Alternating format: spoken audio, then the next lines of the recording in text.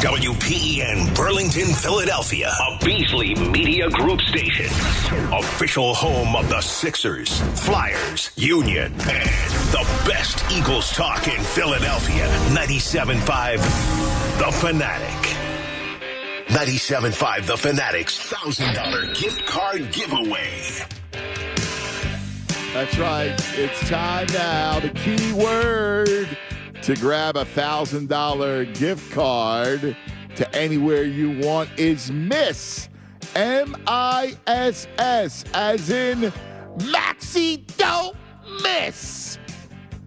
That's the word miss. Text it to 45911. You can also enter the keyword miss on the Fanatic app or at 97.5thefanatic.com. Once again, the keyword is miss. 97.5 The Fanatic's $1,000 gift card giveaway presented by American Standard HVAC Contractors. To find a dealer, visit AmericanStandardAir.com. One person selected at random will win. Get complete rules from this company-wide contest, 97.5thefanatic.com. Good luck. It's time now for Cuz Radio. What up, Cuz? Deshaun Jackson gets a block. Are you kidding?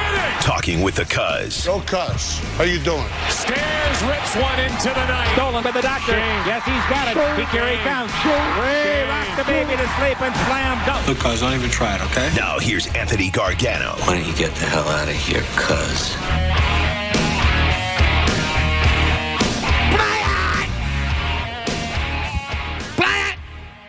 Play the song, man.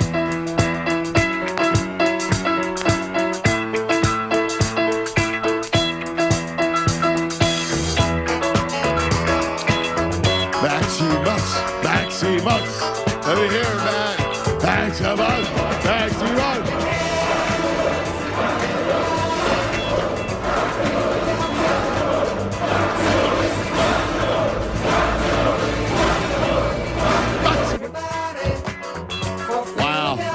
Good morning, everybody. From the Parks Racing Sportsbook inside Chickies and Pete's in Malvern, Cuz Radio. And listen, one of the things that I want to start with me and my man DeTunis, and one of the things I want to start is obviously last night with a weird, wild, strange, odd, bizarre game it was. And, Joe was on the floor all night. He was like a mop. I mean, it's unbelievable. The ejection to Harden was absolutely ridiculous. It was just a bizarre night of basketball. And what looked to be a Sixer blowout, almost, it just kind of went sideways. The whole game was just bizarre and weird. But in the end, it was about Tyrese Maxey. Yes, Tyrese Maxey, who we all love, who is one of those guys who is universally loved by everyone. Very few people on the planet Earth are above the hate, but Tyrese is above the hate. He is. He's universally beloved by everyone in Philadelphia, everyone in sports Philadelphia, and guess what? He deserves it. And last night, he single-handedly saved the Sixers. He won that game single-handedly. And not just by 25 points, game high, the whole thing. Harden goes out, he gets ejected, and Maxey takes over. And he takes over, and he dominates the basketball as this combo whirling dervish of a guard, right? Where the offense runs through him. And, he called his own number. He was just terrific. If you look at it, the Sixers were down 92-87 with 5 minutes to go. And look at all the plays that happened. So Maxey sets up Joel for that 16-footer with a dime, right? Then Maxey makes a pull-up, and it's a little floater, 92-91. Bridges comes back, then O'Neal with a tip, and now it's 96-91. There's 2:15 to go in the game, And I'm thinking, you're going to blow this game? Oh, my God. I'm just imagine how bad, the day was going to be. And, listen, you don't mind a gentleman's sweep, but this was the game you had. That was an issue. But it didn't matter because Maxey to the rescue again. He buries a triple after the O'Neal tip. It's 96-94. He grabs a steal, right? And then he makes the layup. It's now tied thanks to Tyrese. Bridges misses. Embiid misses. And then after a timeout, 44.1 seconds to go, buries a step back triple. Maxey! Splash! Good! Tyrese Maxey. 99-96. And then, of course, Dinwiddie makes 1 of 2. Sixers up 2. Tyrese misses a shot. And then Joel, who had a weird game. It was a strange game for the Embiid as he just looked bothered.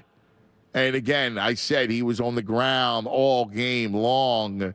He was a groundhog, and it was weird how he was just falling and sliding and going to the ground. And it was an odd game in a lot of ways for Joel. And he looked bothered, and the whole war that he was having with Claxton and that piece of it. And he probably should have been – he probably deserved to get kicked out of the game more than Harden did early. And then the Claxton stuff and then the back injury. And then he was limping at one point with his knee. And all I kept thinking about was Julius Erving's comment that we talked about all day long about him being on the floor and holding my breath on every possession. It was just a bizarre day. But he comes in with the biggest swat, mother father, swat.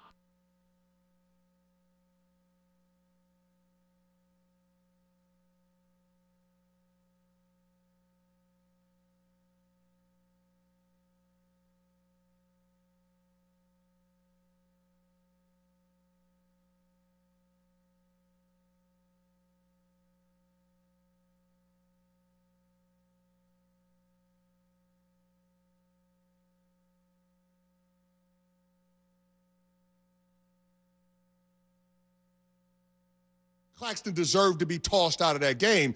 But I guess when breaking down what happened with Harden and what happened with Joel Embiid, I don't see a whole lot of difference. Like, I guess you could say you could say Embiid had more intent, but let's keep it a buck.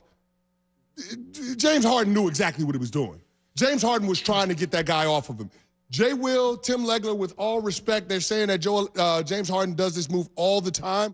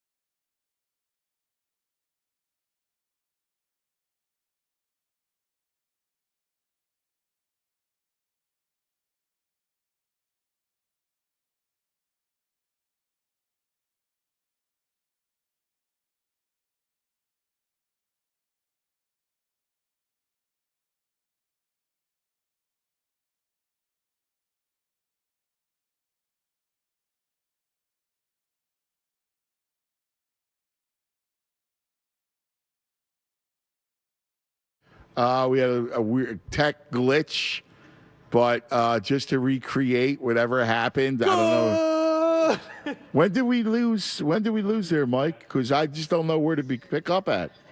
You know, right after Mother Father on the block. Right after the Beast Mother Father. All right, well, that's good. It gives me know where I picked up from.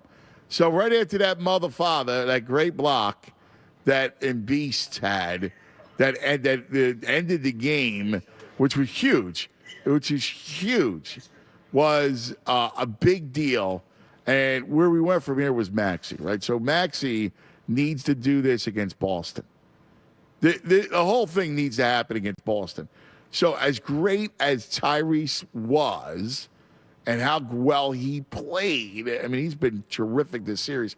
If he plays like this against the Celtics, the Sixers will win. It's all about, I gave it in numbers of Tyrese against Boston. He's played 7 games in the last 2 seasons against the Celtics, and 2 of them only 2 were in double figures. And one of them, there was no Smart. So we got to have Tyrese. He's got to be that dude, man. He is the one guy who is universally loved, and it's going to be big against Boston. We need him because that's that added scoring threat that they're going to need against the Celtics because they can't guard Embiid. So you're going to definitely need Maxey to be able to deal with this. Yeah, and I'm glad that he's getting going now, right? Because one of the things that I said before the playoffs started, leading up to Game 1, was I would really appreciate Maxey getting hot in this series so that he's filled with confidence going into Boston. And in Game 1, remember, he only had 13 points. Game 1 against the Nets. And I go, man, even though it was great for Game Harden, 2, though. Game 2, he was great. Yeah, he was great Game 2, right? And then Game 3 last night, like, this kid should be the most confident player on the court right now. And I hope that carries into that Boston series because that might be it. Honestly, it might sometimes just be the lack of confidence when you're going up against a guy like Marcus Smart. I don't know. You know what's funny? I got to go back and watch. I have not watched those games again, but I need to watch specifically Maxey and what they're doing. Now, Marcus Smart's a great defender. Yes, he is, yeah. So their guards can defend. I don't know what it is because Maxey's not a guy who's ever lacked confidence. He never plays like that. Right. He just, for some reason, they feel like, for some reason, they just are able to stop him. We got to figure out why. But, he's the key, man. You want to talk about the keystone for this whole thing and beating Boston, it's Maxey. So maybe it's a good thing that Harden got ejected last night. I thought that was crazy. It was crazy. I mean, come on. What are we doing here? The only thing I can think of is it was, and Reggie Miller even said it, maybe it was a makeup call for not ejecting Joel Embiid. You and I did the drive over here together. We kind of felt the same way that maybe he should have been ejected, or my initial thought at least was, oh no, he's going to get kicked out of this game. Yeah. And fortunately he wasn't. Even though he didn't have a great scoring game, obviously you still see where he affects the team and how well he can play defensively. So maybe that's what it came down to. The series is getting chippy. Let's make a statement now. Get this guy out of here. But come on, man. Now, the Harden thing, by the way, though, he hit him above the belt, too. Like, it's not like he got him in the nether region. Either way, it didn't matter. Like, listen, it should have been a flagrant one, and that's what it is. You don't kick the guy out for that. He's trying to get space, and this is what happens, man. It's ridiculous, over-legislating the game. They went too far the other way. Back in the day, guys would be knuckling, and there wouldn't be a technical foul, let alone an ejection. And now, you do that, and you want to eject them. So I thought it was ridiculous. Yeah, definitely. But 3-0, one more. Sweep. Well, that's right, brother. Sweep is the mantra. And the collision course, again, remains, Tunis. Comet and the Earth. The comet and the Earth. The Earth is green, Tunis. It's a lot of blue. 70% of it. Judas. Well, don't forget the green comet already came by during the Super Bowl. Right. So that green comet's gone. This is the blue and red one, man. This is an American comet. That's right. We got lots to do today. It's a Friday. We get to go into it and feeling good, feeling strong. What did you think last night? Curious what you guys take from this game last night. It was wild, man. It's just wild. The beat stuff was crazy. We got to get into that. We got lots to do. It's Cuz ready with the tunes. We're just getting started. Again, we're live at the Parks Racing Sportsbook inside Chickies and Pete's in Malvern. Now let's talk about your house. Yeah, man, I got something for you. Royal Billiard and Recreation. I always tell you about Royal Billiard and Recreation. They're having a 3-day sale, and this is a monster one. It's the last one until the fall season. So it's your chance.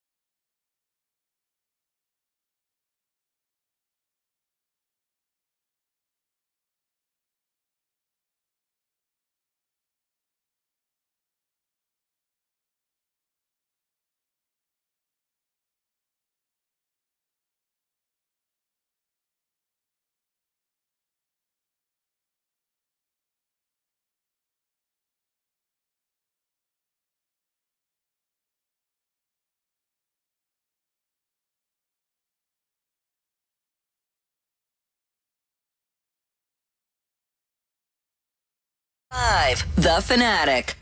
The crowd roaring Brooklyn. Maxey for three. Shot up. It's good. A dagger from the left side by Maxey. 96-94. He's got the last five.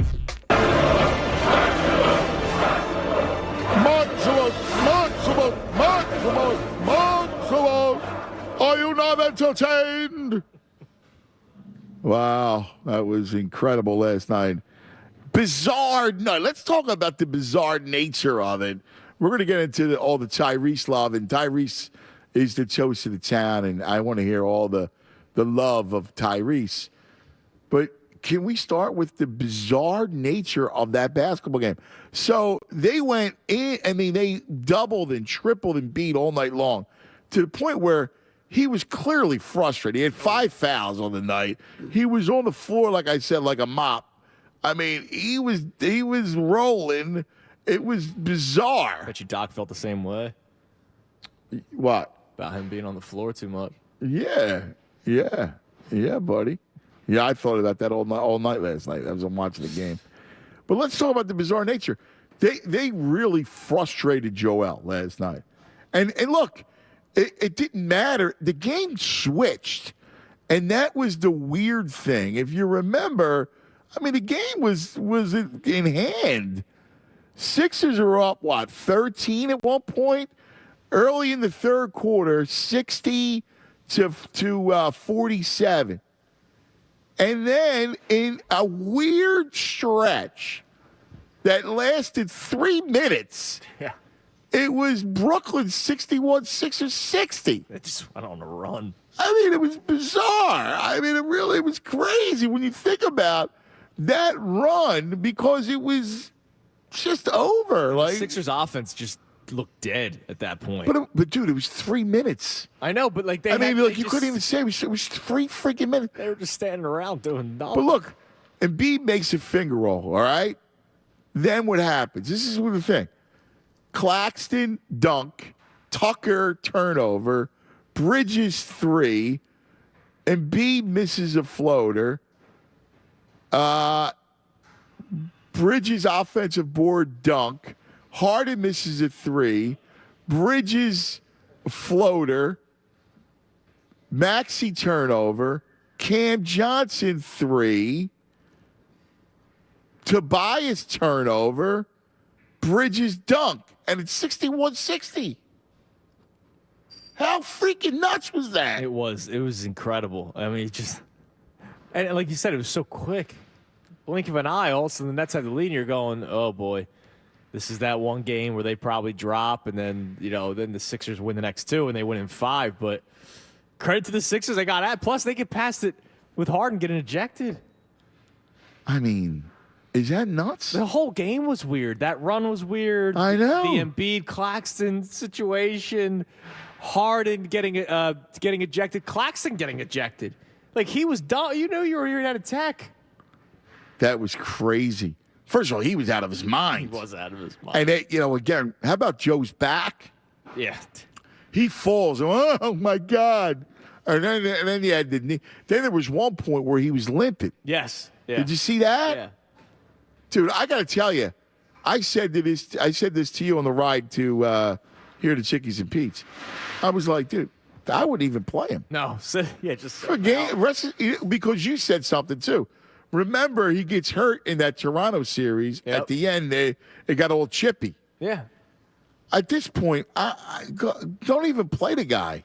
And they're constantly complaining. Jacques Vaughn was complaining after the game about Embiid. Well, he did have the one. The kick to the groin. Yeah, blah, blah, blah. But, they're going to feel a certain type of way. And sometimes I know it was 420 yesterday. Yeah. But, my man was playing like it was 420. Yeah, dude. Did you see the one where he just pushes, who was it? It was somebody going for the loose ball on the sideline, center court. And Joe just pushes him. This guy. Did you see it? Yes. And there was no call. I was like, what's that about? And people were going, whoa, like what? Because he just went like that, and the guy went flying over the table. It was crazy. It was a game where they swallowed the whistle at times, but then at other times, and the Harden ejection should not have been an ejection. but maybe Embiid should have been an ejection. It just made no sense, like the way they were calling these games. But that's a Tony Brothers special, I guess. He's the worst. He is. He stinks. The Brothers stinks. He stinks. Are you kidding me? By the way, you can't eject Harden. No. You want to talk about, some balls ejected Harden on that? Yeah, that was ridiculous. Come on. It's just And it's terrible. great. The faces, like Harden's face, and Embiid had his mouth Embiid had the open. best face. Yeah, he's like, what? Yeah. Yeah, like, huh? Like, are you kidding me? Like, that was crazy. It was freaking insane.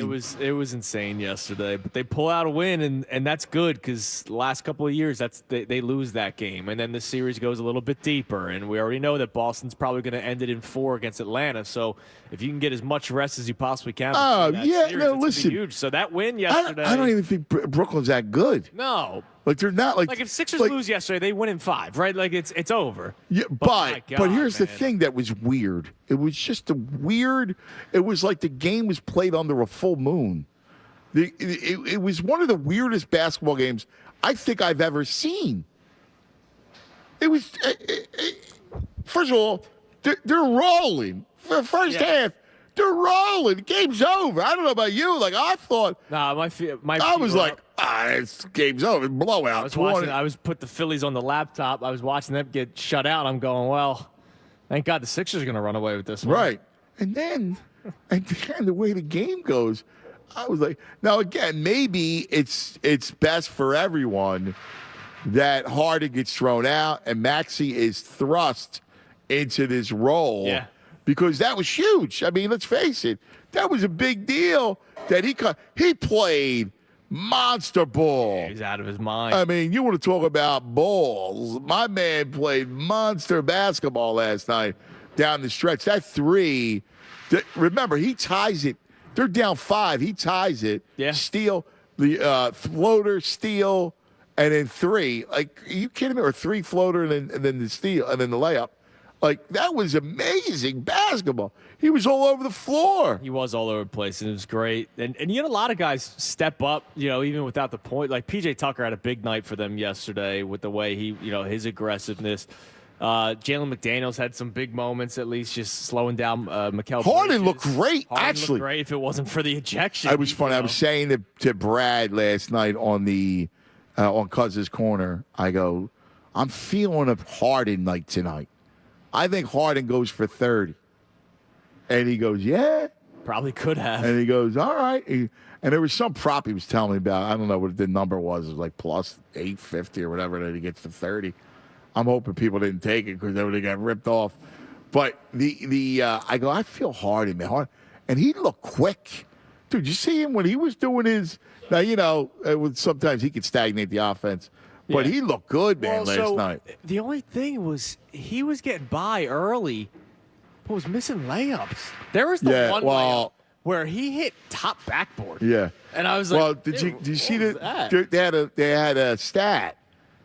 He is something like 1 for 8 inside the paint. That's.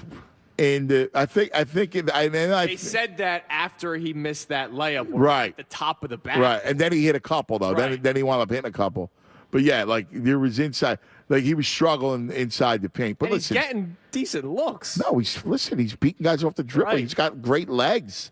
So that makes me feel good. Bang knees with Bridges. I know. How about him hitting the 3 too? Yeah. That was awesome. Bridges on the ground. He looks down at him, hits the 3, and then I see him limping, and I'm like, and B was already grabbing the back at that point. know. And I'm like, what the heck? I know. That's why I'm saying it was bizarre. And all the while, who's watching courtside? Dame. Yeah. I mean, you want to talk about insanity? It was. I mean, I swear to God, part of it, yeah. The game was played under a full moon. It was wild. Yeah, yesterday was and again, for a game with that much drama against a team like Brooklyn stinks. Yeah, you're up 3-0 now, right? Like, but that's the early round, right? Like that goes back to the last time they played Brooklyn in the playoffs. Like Jared Dudley was making it dramatic, but the Sixers won in 5. It was Jared Dudley. Wow. Right? Like, I mean, I remember Simmons even said it. Come on, man, he's Jared Dudley, right? Yeah.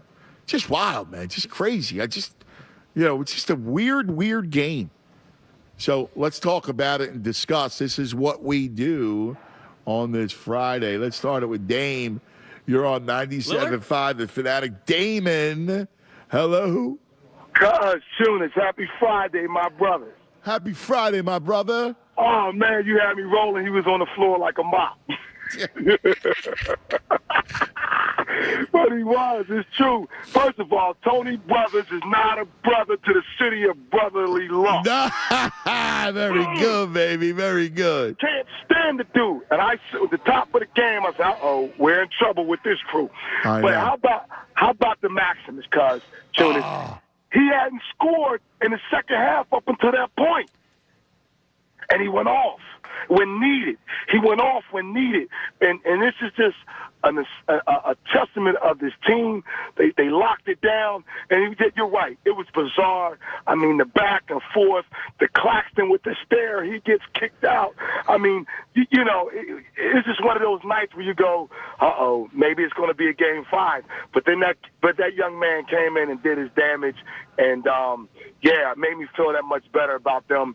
I'm kind of leaning to what you're saying. Maybe let Joe rest in game 5. They won't. I'm saying it more out of to make a point about how crazy the game was last night, and because he's gotten hurt before, like last year when the game gets out of hand and chippy. Like Claxton was out of control last night. Yeah, you're stepping over him, and B with the impulse to kick him, which he should have been. He should have been ejected for that. Yeah, it was crazy, man. It was crazy. Because let me chime in on this Dr. J conversation, because I listened to it the other day, and I felt you. I mean, you were like just in the middle of it all, right? And like it's like a fight between your two best friends. You're stuck in the middle. Yeah, it's the worst. And so here's what I say to everybody, to Aaron and all you guys.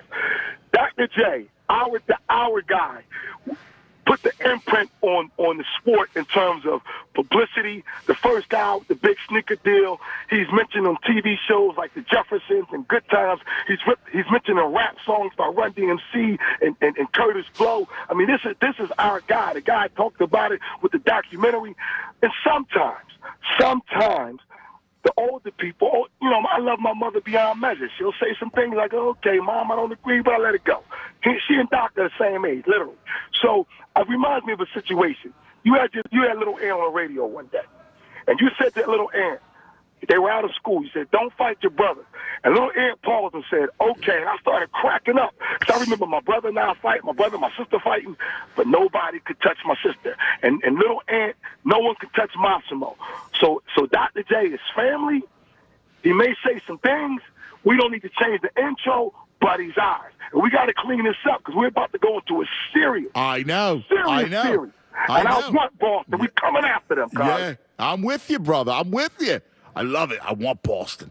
And especially now that Maximus is here. Yes, Maximus sir. is here, Dame. Yes, sir. Yes, sir. So let's finish this game out tomorrow. Let's get some rest. You know what I mean? Hopefully Trae Young can go off tonight in Atlanta. I doubt it, but it's just wishful thinking. And let's rock out, man. Have a great show. Enjoy your weekend. Tunis, can we play the song? Play it. I love it. Thank you, Dave. It's a great call by Dan right there.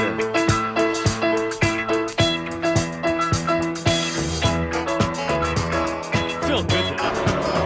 Oh, yes.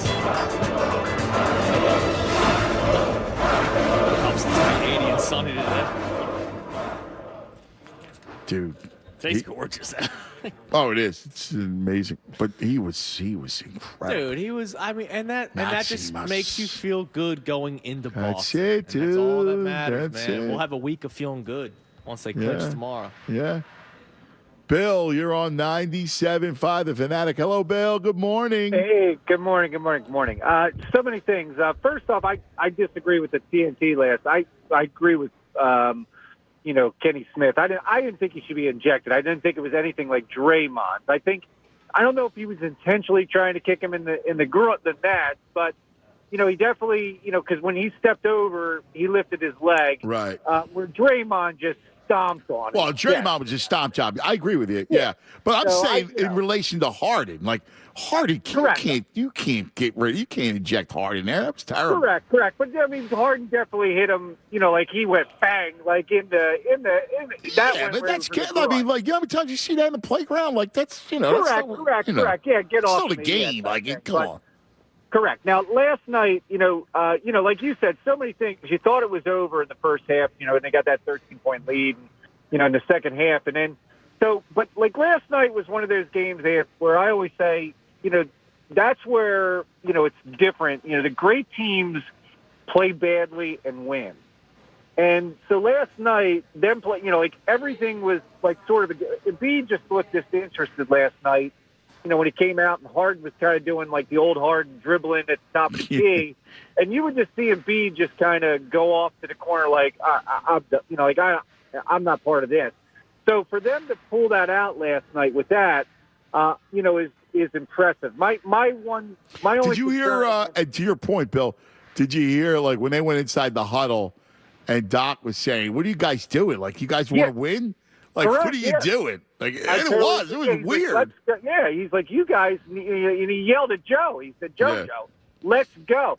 So, like one of the things, my only concern going into the next round is, with playoff basketball, it's totally different. The pick and roll hasn't been there because teams just aren't allowing them to do that. And with Boston, I can't stand Joel, the offense, getting the ball. He gets the ball almost a little bit past the foul line with his back towards the basket. And with Boston, you got Smart, Tatum, and Brown who are going to come around on that weak side. That's going to be nothing like I just wish they would get, set a pick down with Joel like Tucker on the blocks and get Joel further down and face it. He's so much better when he faces the basket. And he can just initially just make a move. So I'm hoping that thing gets entailed. But again, hopefully it's been weird because, like, you're right. Like they've been doubling him and blitzing him. Yeah, they come that backside. They come that backside all the and he's been doing a good job at moving the basketball. Right, we talk about the hockey assist a lot. He's been moving the basketball well. Last night was just weird because they were so disjointed offensively. Or at least in the second half. And it was really that third quarter, right? Like the Brooklyn run was a 3-minute run, and it just created all kinds of havoc. They had 3 turnovers. It was weird, Bill. Just weird. Correct. Game. Yeah. Like you said, I just like Boston is way quicker defensively. Oh yes. Smart and Tatum coming on that backside with Embiid. And like I said, that's where Maxey, right? I mean, that's Maxey. He has not played well against Boston, and that's the key because that'll make the offense and create the space that you want, Bill. Correct. And Milton played great defense. I'll tell you what, Harden played better defense this year than he doesn't get a lot of credit. I agree. Just Tobias, type thing. So I'm looking forward to Boston and hopefully ending this. And like your partner Shunas has said. Unfortunately, the Hawks suck, and they're not even going to make this. That's all right. It's going to probably be 4 games, too. So, but a great win, and they didn't play well. That wasn't their best game, and they still win. That's a great sign, Anthony. Yeah, buddy. Good call, man. Yep. Thank you, You Billy. got it. Have a good. Appreciate it, brother. That's good stuff. Yeah. By the way, speaking of D'Anthony Melton, did you hear when he first checked in? Kevin Harlan said, and Shake Milton is going into the game. He's only played 3 minutes in the series so far, but they didn't show Melton. So I go, what? Shake Milton's checking in. When was this? It was the first quarter. So when they made the first sub, Kevin Harlan thought it was Milton and not hear that. Melton. I didn't hear him say that. And so when he said Shake Milton's checking in, I was like, what? No, why? You know what? Now you say it. I do remember a Milton thing. Yeah, and then he never apologized or anything. He was just like, yeah, and Melton, blah, blah, blah. But when he said Shake Milton, he's only played 3 minutes in the series. I go, well, why is he going in? Yeah, no, God forbid. Yeah. All right. 610-632-0975. 610-632-0975 is how you reach us.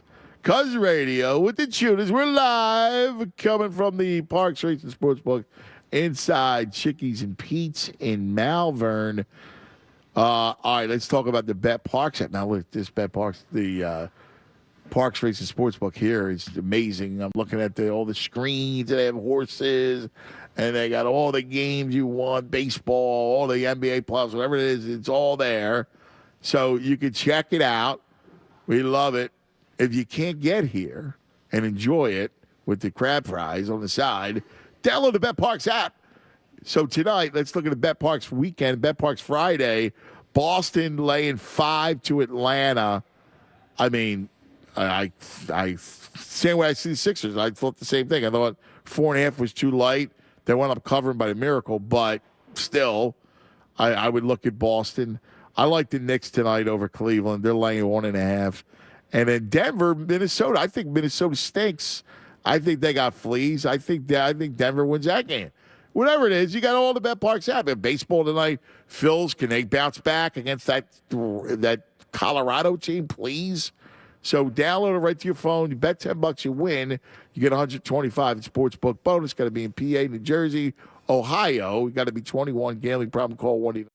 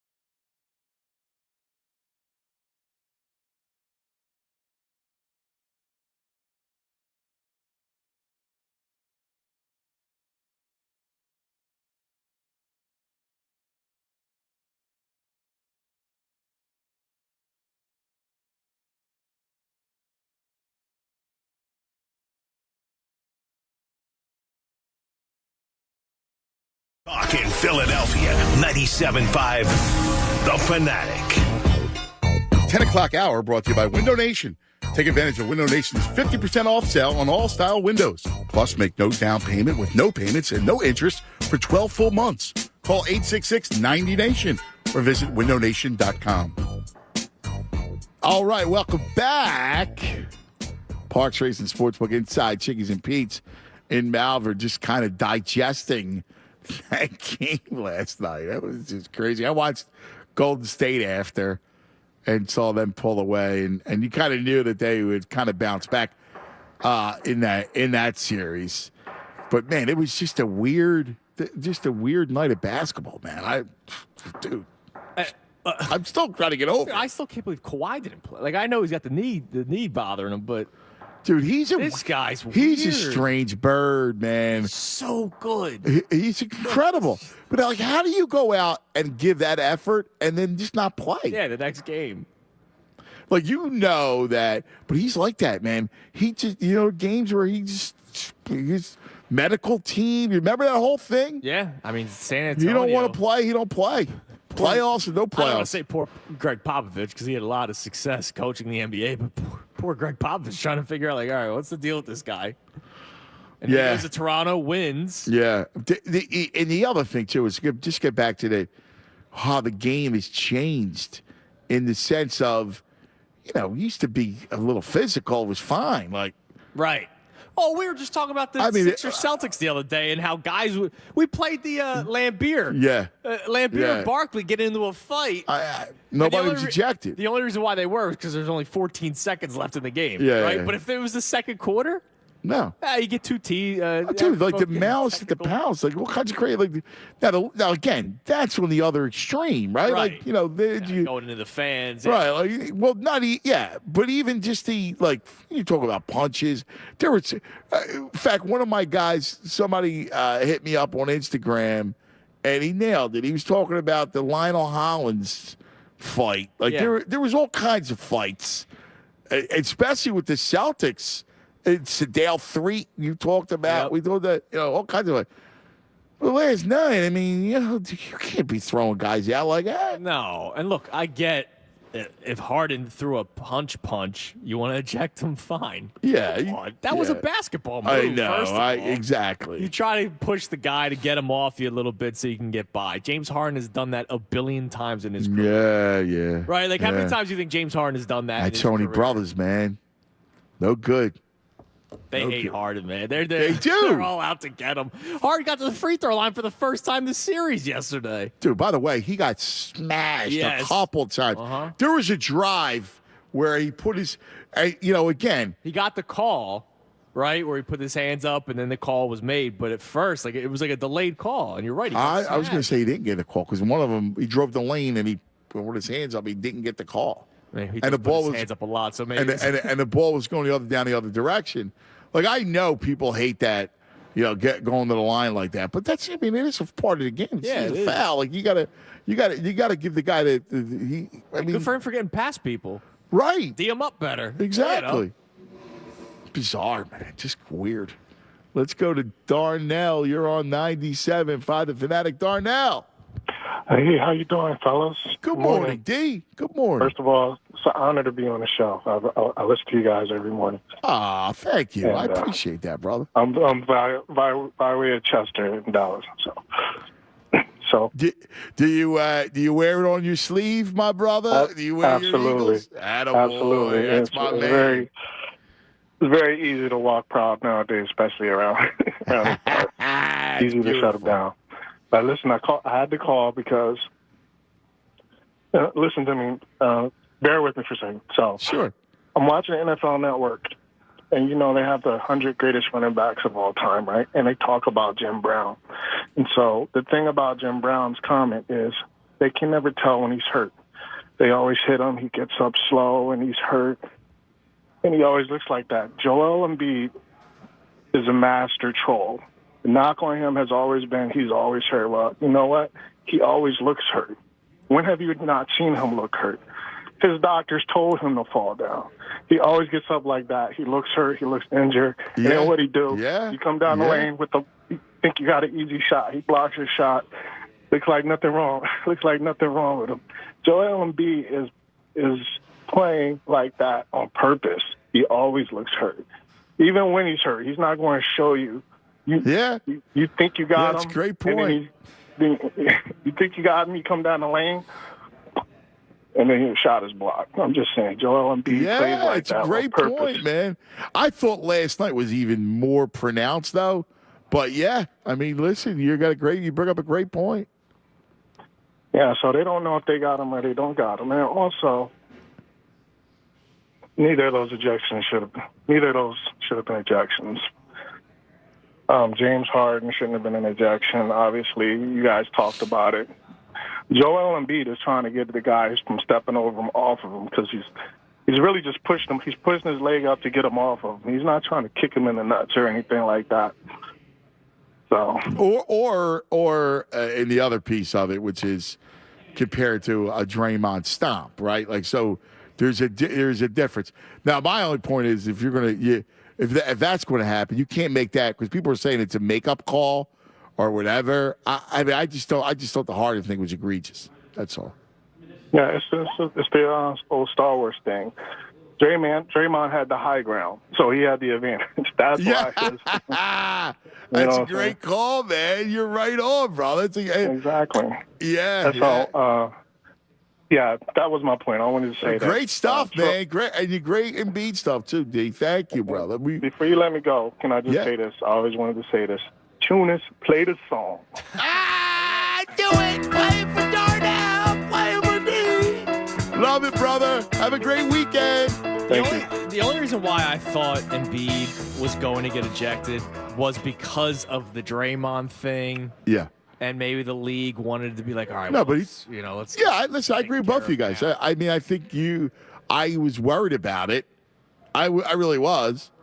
And I think Darnell brings up a good point about the high ground and the whole thing. I could totally agree with both of you guys here. And again, my fear initially was that he would get ejected. All right, it's 11 o'clock. Sit tight, everybody, because we're going to get back to the phones. But let's open up the vault.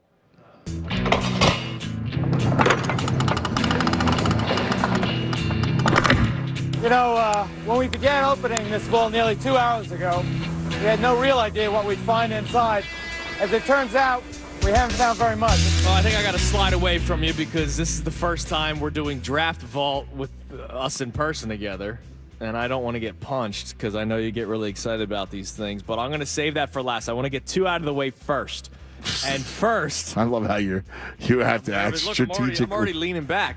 We'll start with something that took place yesterday. And I just wanted to play this because it's going to be such a heavy Sixers day that I know we weren't really going to take time to talk about this. But yesterday, the Arizona Cardinals unveiled their new jerseys. And as a part of the ceremony, and by the way, they're very boring jerseys, Jonathan Gannon was on the podium. And Jonathan Gannon took a shot at Philadelphia. Take a listen to Pew Pew Pew. I said, we're the number one defense in the NFL right now in every statistical category. Why do you want me fired? You don't blitz enough. I said, well, we lead the league in sacks by 30-plus sacks. So if you want to come call the defense, and you can have at it. But no, it's cool. They have a job to do, and I understand that. But I'm very comfortable talking to the media. Philly is a very hard media market. We were 9-0, and I did my presser, and they say, Coach, we want you fired. Nobody ever said that. Who? I hate that dude. I gotta tell you. Did Jeff McClain go, hey, Jonathan, I want you fired? Dude. If anything, a lot of the media people actually backed up Gannon. Yeah. Yeah, he's talking about the fans. Yeah. He's talking about the fans, and he's talking about us, sports radio. Yeah, come on, dude. I did. I'll tell you straight off the bat. I think him. you suck as a defensive coordinator, John. I don't know how in the world you even got a job, to be quite frankly. The second half by of the way, Super Bowl was a disaster. You lost the Super Bowl, John. So I hope you stink in Arizona because you can't coach. He's getting all chesty. You can't call a defense. Nope. Forget the reason why. You know why you led the league in sacks, John? You know why you led the league in sacks, John? Because of Howie Roseman. Yeah. That's why he led the league in sacks, John. Just go in your office and thank Howie that you got a job. You freaking loudmouth. He stinks, Gannon. That's right, stinks. He does. He stinks. He sucked all year. His just because you have success, and he throws out the stats. What are you backing up for? You just broke that straw out of anger. And no, because it's annoying. I hear this guy who by the way, is got a job. It's amazing to me that he got a job, right? And he's talking ill of Philadelphia. Yeah. Seriously. You got to the Super Bowl here. Anyway. And by the way, he took no responsibility for any of the mistakes that he made. Players called him out for it. As much as I don't like Charles But he wants to blame the fans and the media. I mean, seriously, you got a job, dude. You're so lucky that you got a job because you fit the suit. Exactly. When other deserving coordinators don't have a head coaching job. I hate that, dude. I do. I want him to fail. Exactly. I will root for him. He's reached Gabe Kapler level of rooting to fail. Stone jerk off. All right, we got a birthday to celebrate before we get to our draft. And by the way, the draft today is the 2001 NFL draft, Anthony. But happy birthday, Tony Romo. I figured I'd celebrate it this way. Take the timeout. So Seattle is now out of timeouts. Now you have to try to take the lead here with Grammatica. In effect, a field goal the distance of an extra point. Then, with a minute and 19 seconds minus what this play takes, Seattle will get the ball, and all they will need is a field goal to win the game. And they've got the best clutch field goal kicker in America this year in Josh Brown. Meanwhile, here's Grammatica. Romo holds. 19-yard field goal attempt. Oh, it is fumbled by Romo, and then Romo's going to run to the end zone, and he's going to be tackled by Jordan Babineau. Amazing. Unbelievable. Happy birthday, Tony Romo. Dude, that's great. That was the heyday of Michaels, too. That's awesome. He sounded great. Yeah. All right, so let's move on. Here you go, Ant. This is when I run away from you so I don't get abused. 2001 NFL Draft took place today. So here is the produced intro on ESPN. ESPN welcomes you to the following presentation of the National Football League.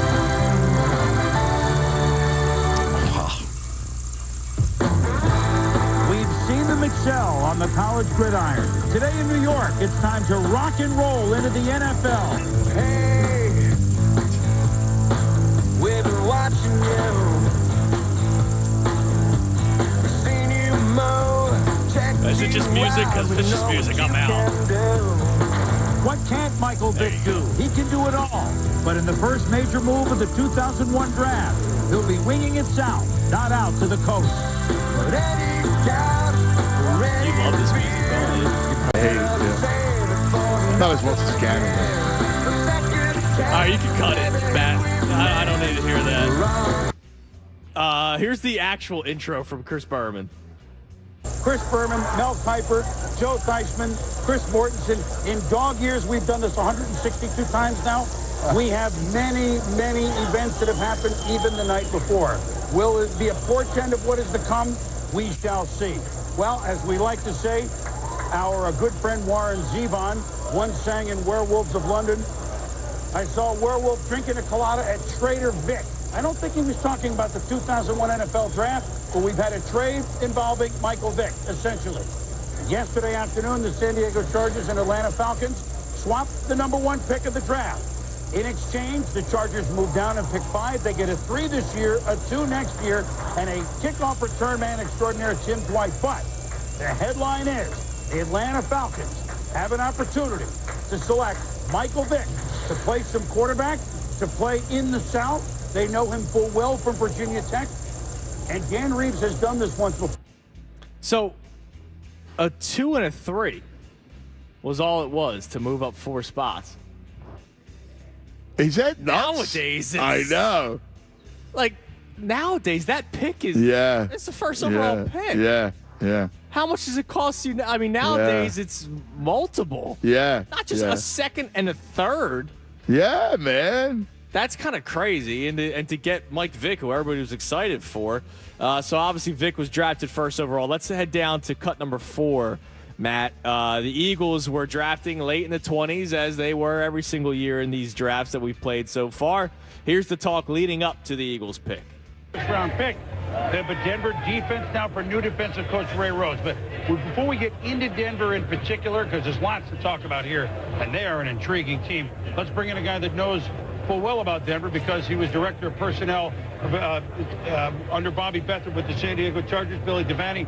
Now back to the New York, New Jersey area, losing that tan a little bit. So I'm concerned. I got to get back to San Diego. This is cold. It's down into the 50s here. You're bringing up clothes, didn't you? Billy, let's start with your observations on the day because you've gone through many, many of these. San Diego, now that they got Tomlinson, let's evaluate the move they made. Did they get enough for trading out of the Michael Vick spot? I think they did about as best they could, Chris. They didn't talk about the Eagles leading up to the pick. All right, so the Eagles drafted Freddie Mitchell. Here's how it sounded. Freddie Mitchell. Now, this is an interesting pick. We're going to talk here, and then I want to get on the whole. I kind of favor the strong general. Freddie Mitchell. Just another case. Billy, you missed out on a number one guy. Let me ask you this, Bill. You've been in a lot of war rooms over the years. If they believed he was a franchise quarterback, would they have traded out? They would I not think we're have at a traded tech out. They issue, would- buddy. I think that's it. And That's the Spanos ball. wouldn't have had any problem signing him. All right. All right.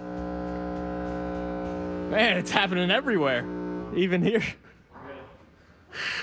Wow, man, it was bad luck today. Bad luck. What is going on, man? I guess. Vault issues. Is Dickie? Listen to me. I don't know who got to him this time. Is Dickie done at it again? Is there another breach? First of all, we think that Uncle Frank may have breached it. Maybe. We haven't seen him in a while. He could be the inside man. That's Mr. Dick Tunis to you. And then we got Dickie Dunn, who has an issue. I don't know. I don't think I should go on remotes anymore. God. Yeah. All right. Let's go to.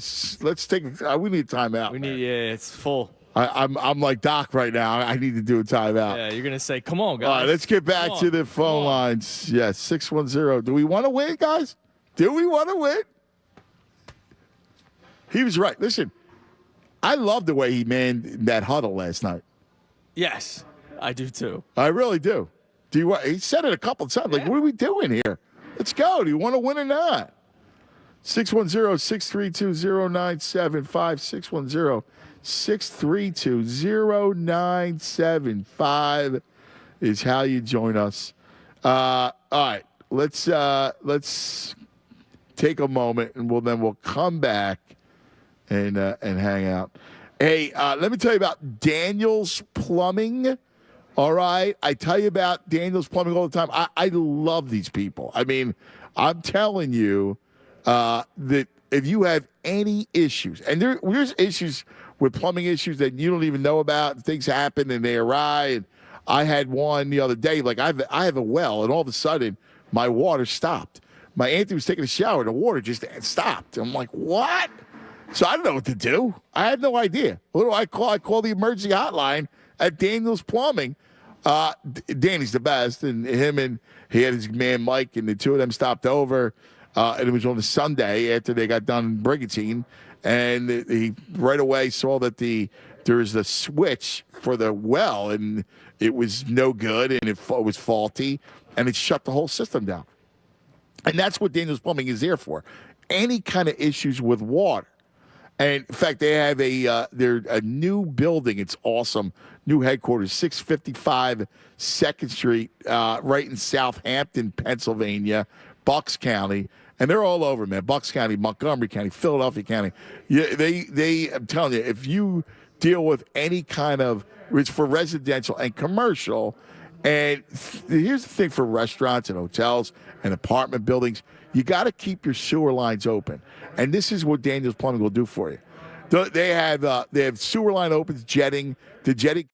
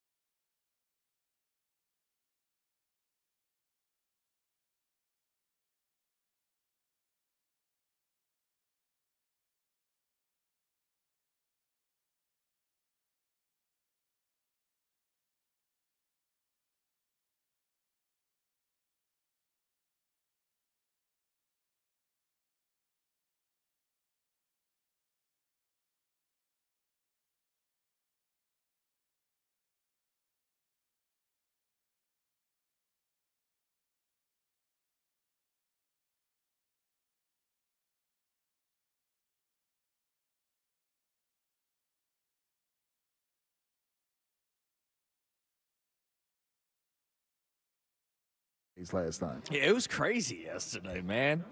Now, I'll give the Nets fans credit. They seemed a little into it, unless it was pumped in, which I heard that might have been a possibility, too. Oh, really? Pumped in crowd noise at Barclays, because there was a – I mean, I don't know. It was crazy yesterday. The game was insane. I'm glad the Sixers won, and I just can't wait for this series to end, honestly. It's starting to get too chippy for me.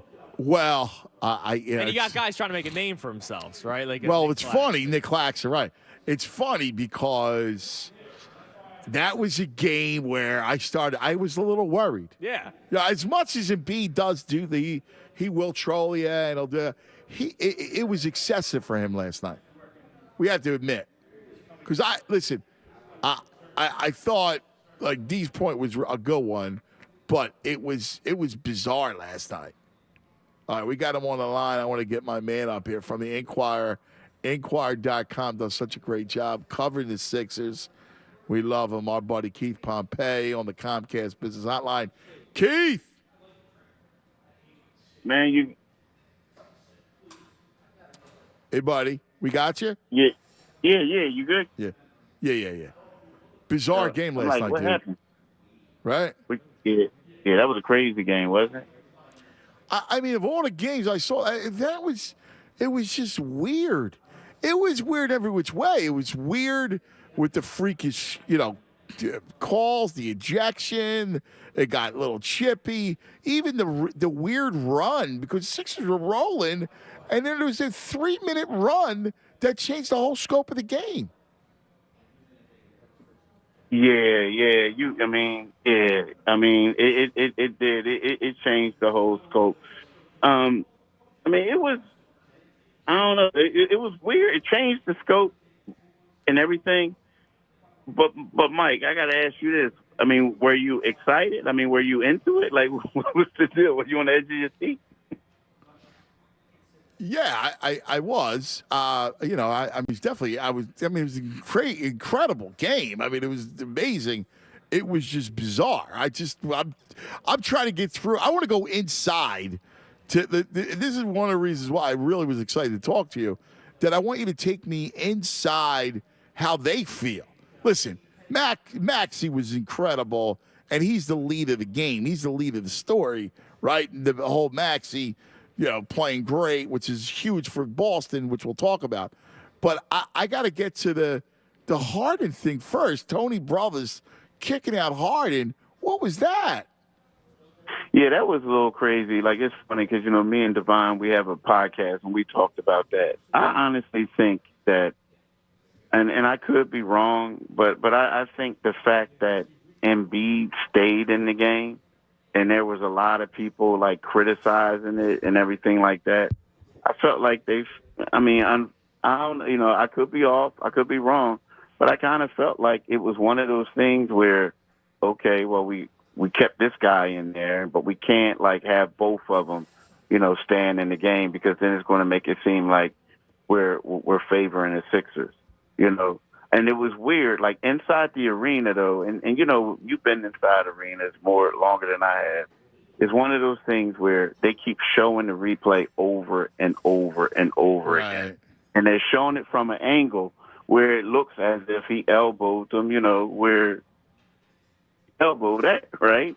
And so the people there were like cheering. They were not cheering, but they were like, boo, boo, get him out of here, this and that. And then when they said it, to be honest with you, I wasn't shocked just because of the way they kept playing it over again. I know he wasn't looking at it. And the fact that a lot of people, especially the Brooklyn Nets, and people who were talking about it on TV, that Embiid should have been it. And I felt like the narrative would have been, look at it. The NBA, Tony Brothers, and want the Sixers to win. And that's the reason why Embiid and Harden didn't get ejected. Well, I mean, that would be ridiculous. I mean, what NBA wants to know. I mean, the Sixers are clearly the far better team. I mean, that narrative would be stupid. I mean, by the way, he was on the bottom. I mean, it wasn't like I didn't think. I thought it was worse than Harden's, but I didn't think it really was an ejection. It wasn't like it was a Draymond I don't know. stop. I think, man, come on, man. The dude tried to kick him in the nuts. I think that I mean, I don't know. That's one of those things where, and I love him, be a great dude, but that's one of those things where if that's, if you're a fan of his team, you're saying, oh, nah, he didn't. If you're not a fan of his team, you're saying, dude, what are you doing? I mean, and the I can funny say, what are part you is, doing? But I still don't play. I'm not one for these ejections. I'll be honest with you. And maybe it's because I have too much 80s basketball in my brain. Like, if you throw a punch, I get it, you're out. But, like, I don't know. I'm not quick to throw guys out of games, playoff games. yeah, my thing is, it's weird. Like, the thing is, the only reason why he didn't get tossed is because he missed. That's what it basically said. Oh, it's true. If you kick some, Yeah. But the harder thing was I don't know. I didn't think that was I didn't think that warranted ejection. You want to go flagrant one? Go ahead. I didn't think it was an ejection. I didn't. Yeah. I mean, here's the thing, dude. If we want to be real about it, the Sixers should never been in that situation. No. Like, I mean, what the team did was they said, let's muck it up. We can't compete with them. And, like, the Sixers, like, came in there. They were up 2-0, and they kind of slept on them a little bit. And this team just went straight guerrilla warfare on them, right? We're going to go out and kill you. And this, it shouldn't have been that close. It just shouldn't have been. I mean, it shouldn't have been. No, especially after the first half. They dominated the first half. And that's why I say it was a run. Like, they fell asleep. They got sloppy with the basketball. And they had, 4 turnovers during that run. The run lasted 3 minutes. Bridges went nuts. And then it became a game. And then they mucked it up. And it was just bizarre. Mm-hmm. Yep. I agree. And Doc, they went to Doc in the huddle a lot. And Doc's saying, what are you guys doing? Like, do you want to win the game or not? What was his mentality afterwards? You could see he was like a winner's win. Right. But he also said that, he was real. He said, like, we played horrible, all of us. He even talked about, but he appreciated what Maxey did because he was able to step up at the end and lead the team to victory. But, he was talking afterwards. He was saying to me that, this could be, the hope is that, playing this way and being able to pull it out could be something that could propel them, right? I'm saying prepared, messing up. But something that could take them to the next level. Because it was like kind of like a defining moment. They showed a lot of resiliency, and that's what Doc is hoping and banking on. Because, a lot of stuff did go wrong. Like, think about it. Joel Embiid is going to be the MVP. He had a horrible offensive game. He did step up with some huge blocks. And then James Harden gets ejected. They were just being manhandled, but they were still able to win. And Brooklyn isn't a hostile environment, but last night it was. So it was kind of like, to me, this might have been one of their biggest wins of the season when you talk about all the things that transpired. And I think that sometimes when teams go far in the playoffs, they always have this one game that they grew from. And I think this could be it. I really do. I think that if they do go far, they'll look back at this game and say, you know what, this is when we became a championship team. Why was Embiid on the floor so much? I mean, we know about his, the fall thing, but it was excessive even more last night. Yeah, I mean, I don't know. Maybe at one point I thought he was trying to get some calls, right? Yeah. Trying to get people out. I saw one time, though, underneath the basket, and I believe it was Cam Johnson. He came down on Embiid's ankle, right? Yeah. And then Embiid twisted his ankle. Then another time, Embiid was standing underneath the basket, and then they fell across his knee area. Yeah, I remember that. Yeah. Yeah, I mean, I felt like, to be honest with you, they were going after him. I mean, they were. And I think that there were certain times that since they were going after him, it's like, well, let me draw this foul and, get this guy out of there. But there were other times when they were just knocking them around, man. It was. But the thing I will say this, though, like, the Sixers were doing the same thing in the first two games to them. And Embiid was going out seeking people out. And, he was boxing them up, but he was doing with an extra umph. You know what I mean? You're supposed to. Right. And I just felt like in this game, the Brooklyn Nets, they were like borderline dirty when it came to Embiid. Yeah, I thought so too. I again, Claxton, and they were chippy, and so much so that I was joking around this morning and said I wouldn't even play him in Game 4. I don't want a situation that occurred last year where I'm worried about somebody's orbital socket. Yeah, and isn't that the scary part? Like, I hate to say that, but every time you see something, that's what you think of nowadays. Is it going to be the orbital socket? Is it going to be, what's going to happen? He landed hard on his back. I mean, yeah, if that was, look at Giannis. Giannis landed hard on his back and cost him a game. Yeah. But the crazy thing about it is you look at Brooklyn and you saw their tactics, and to me that was desperation, right? It's like, we can't win, so we're going to try to take this guy out. But it got to a point where it really hurt them more than it helped them. I mean, you got Harden out of the game. The refs start calling it tight after a while. But at the same time, when Nick Claxton, which was the clown move to me, after he dunked on Embiid, he hurt his team. Started talking. Yes. And it's like the Sixers went on a 20. They ended the game with a 21-10 run after that. Yeah. It was like, dude, yo, you got to be smarter than that, Now again, Maxey was hitting some great shots, but at the same time, it was like that was dumb to me. It was dumb. Yeah, I'm with you. I thought the same thing. I thought it was foolish that he did it. Now, speaking of Maxey, when Harden gets tossed, I mean, that whole fourth quarter, he took over. And look, the Sixers are already thin in the backcourt, so he took over in a big way. And I just thought the last two games, it was imperative for him to get off because he is the key to Boston. He's going to be the key. Look, they can't guard Joel, and it's going to come down to Maxey. We know with Maxey's last 7 games, the last 2 years against the Celtics, 5 of them he hasn't even reached double figures. So he's imperative in this series. Yeah, I agree, and it's weird because when we look at Boston and you look at Brooklyn, you'll say to yourself initially, you'll say, well, how much is this going to benefit him? Because, it's a completely different caliber of course, team, and they're going to guard him differently.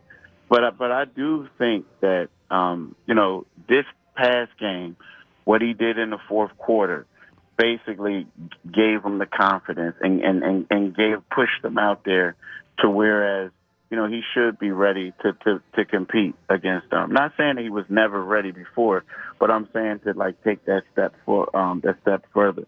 Now the thing is, because I felt like what he did, I mean, he showed up. He hit big shots.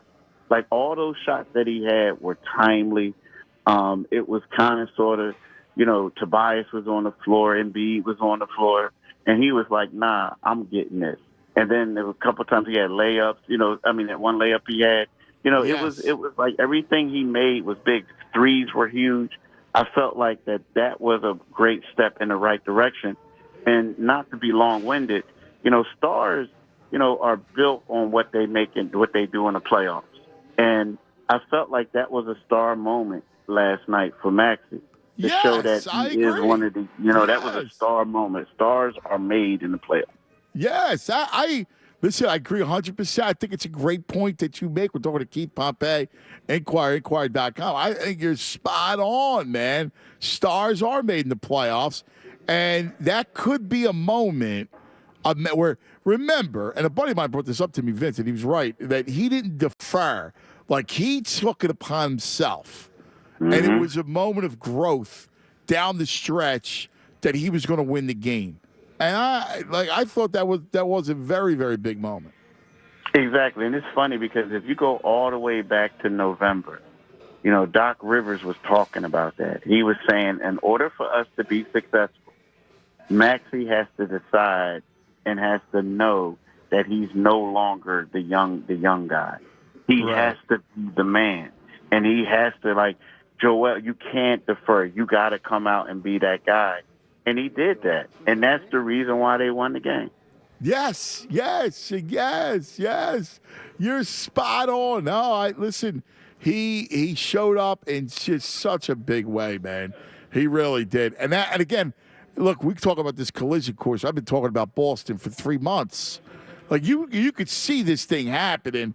Boy, they're going to win tonight. It's going to probably be Sunday, next Sunday, game 1. Yeah. That's most likely it's going to be next Sunday. I mean, you talk about, throwback, dude. Oh, my God. Like, this will be the series of all series. Yeah, and it's funny because, not funny, but I love covering this series more so than anything. I even love going to the TD Garden now, right? Yeah. Because you go there, and it's like when you walk the corridors, like, you see, like, photos of, like, Dr. J and Larry Bird going at it. You see, like, Wilt and Bill Russell. Like, the history is live. And it's kind of like they boo the Sixers.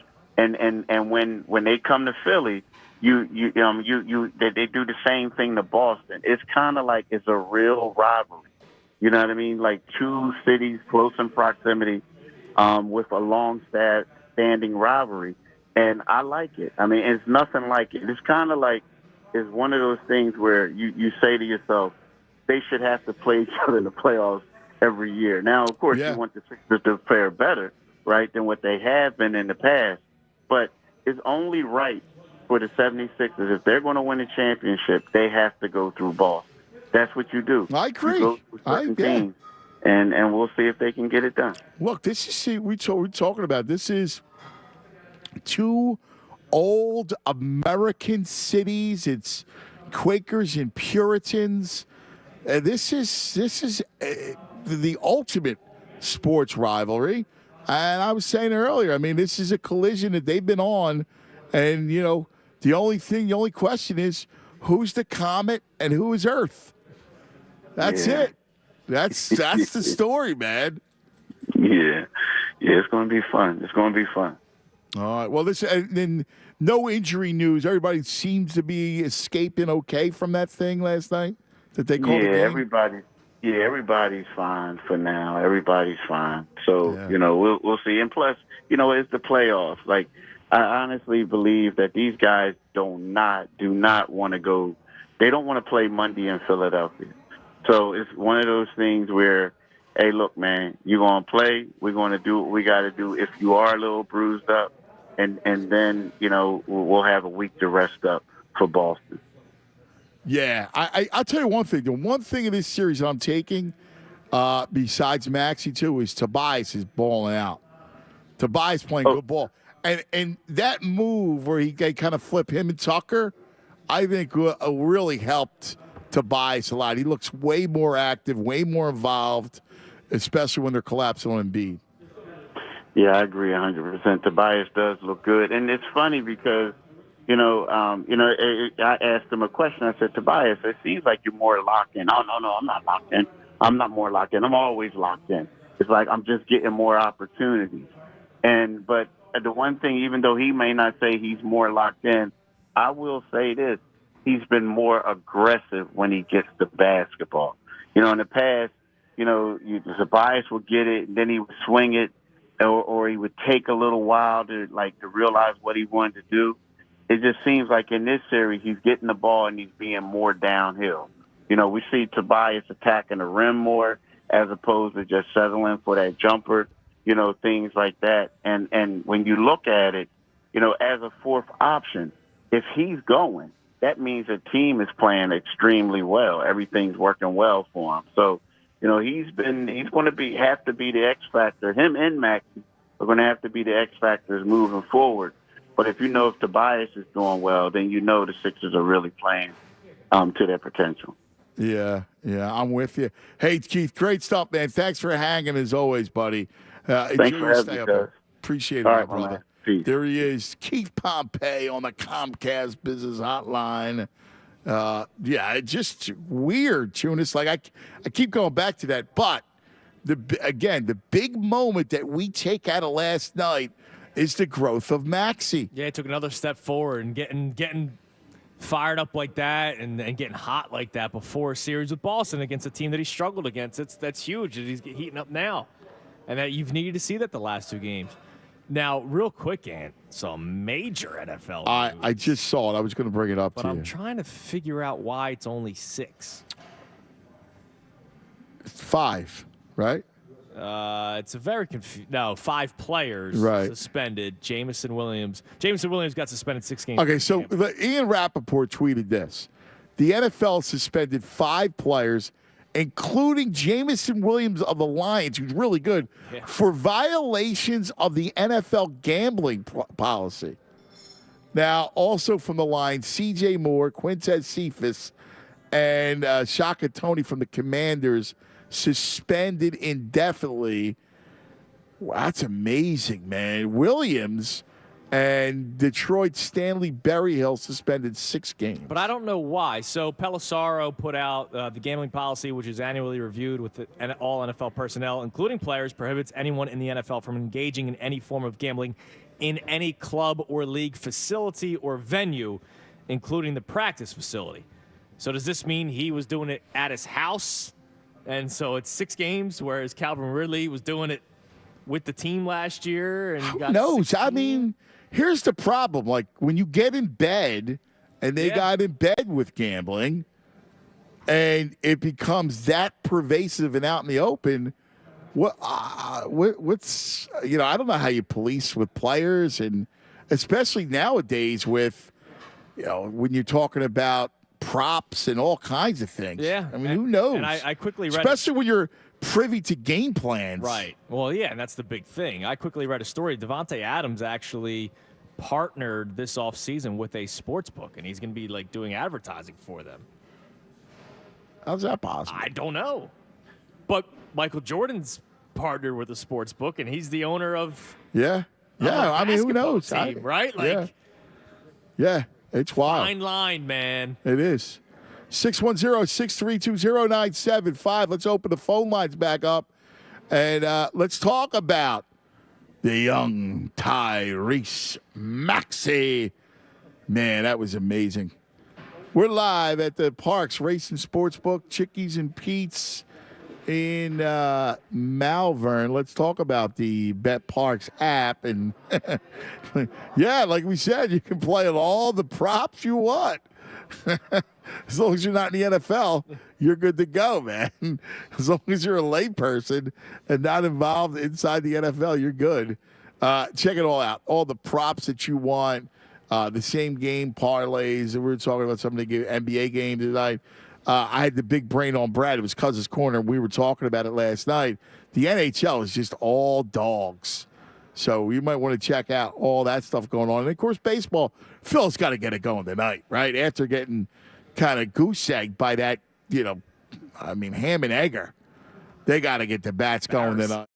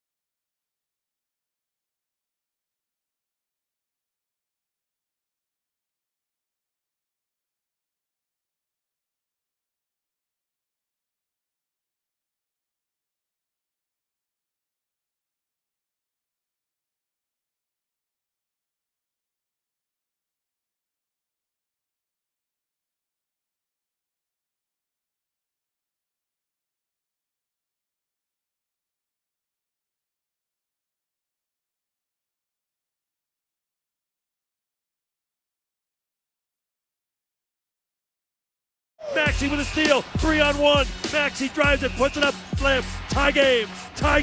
Royce O'Neal had it slip out of his hands, and Maxey converts. Maxey with 7 in a row.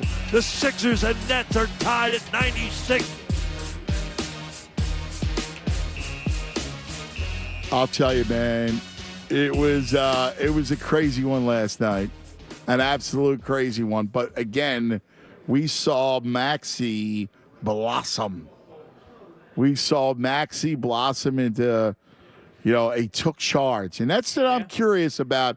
What happens come, Boston and in that series where he's been handled before, because they do play good defense, and it's one thing against Brooklyn.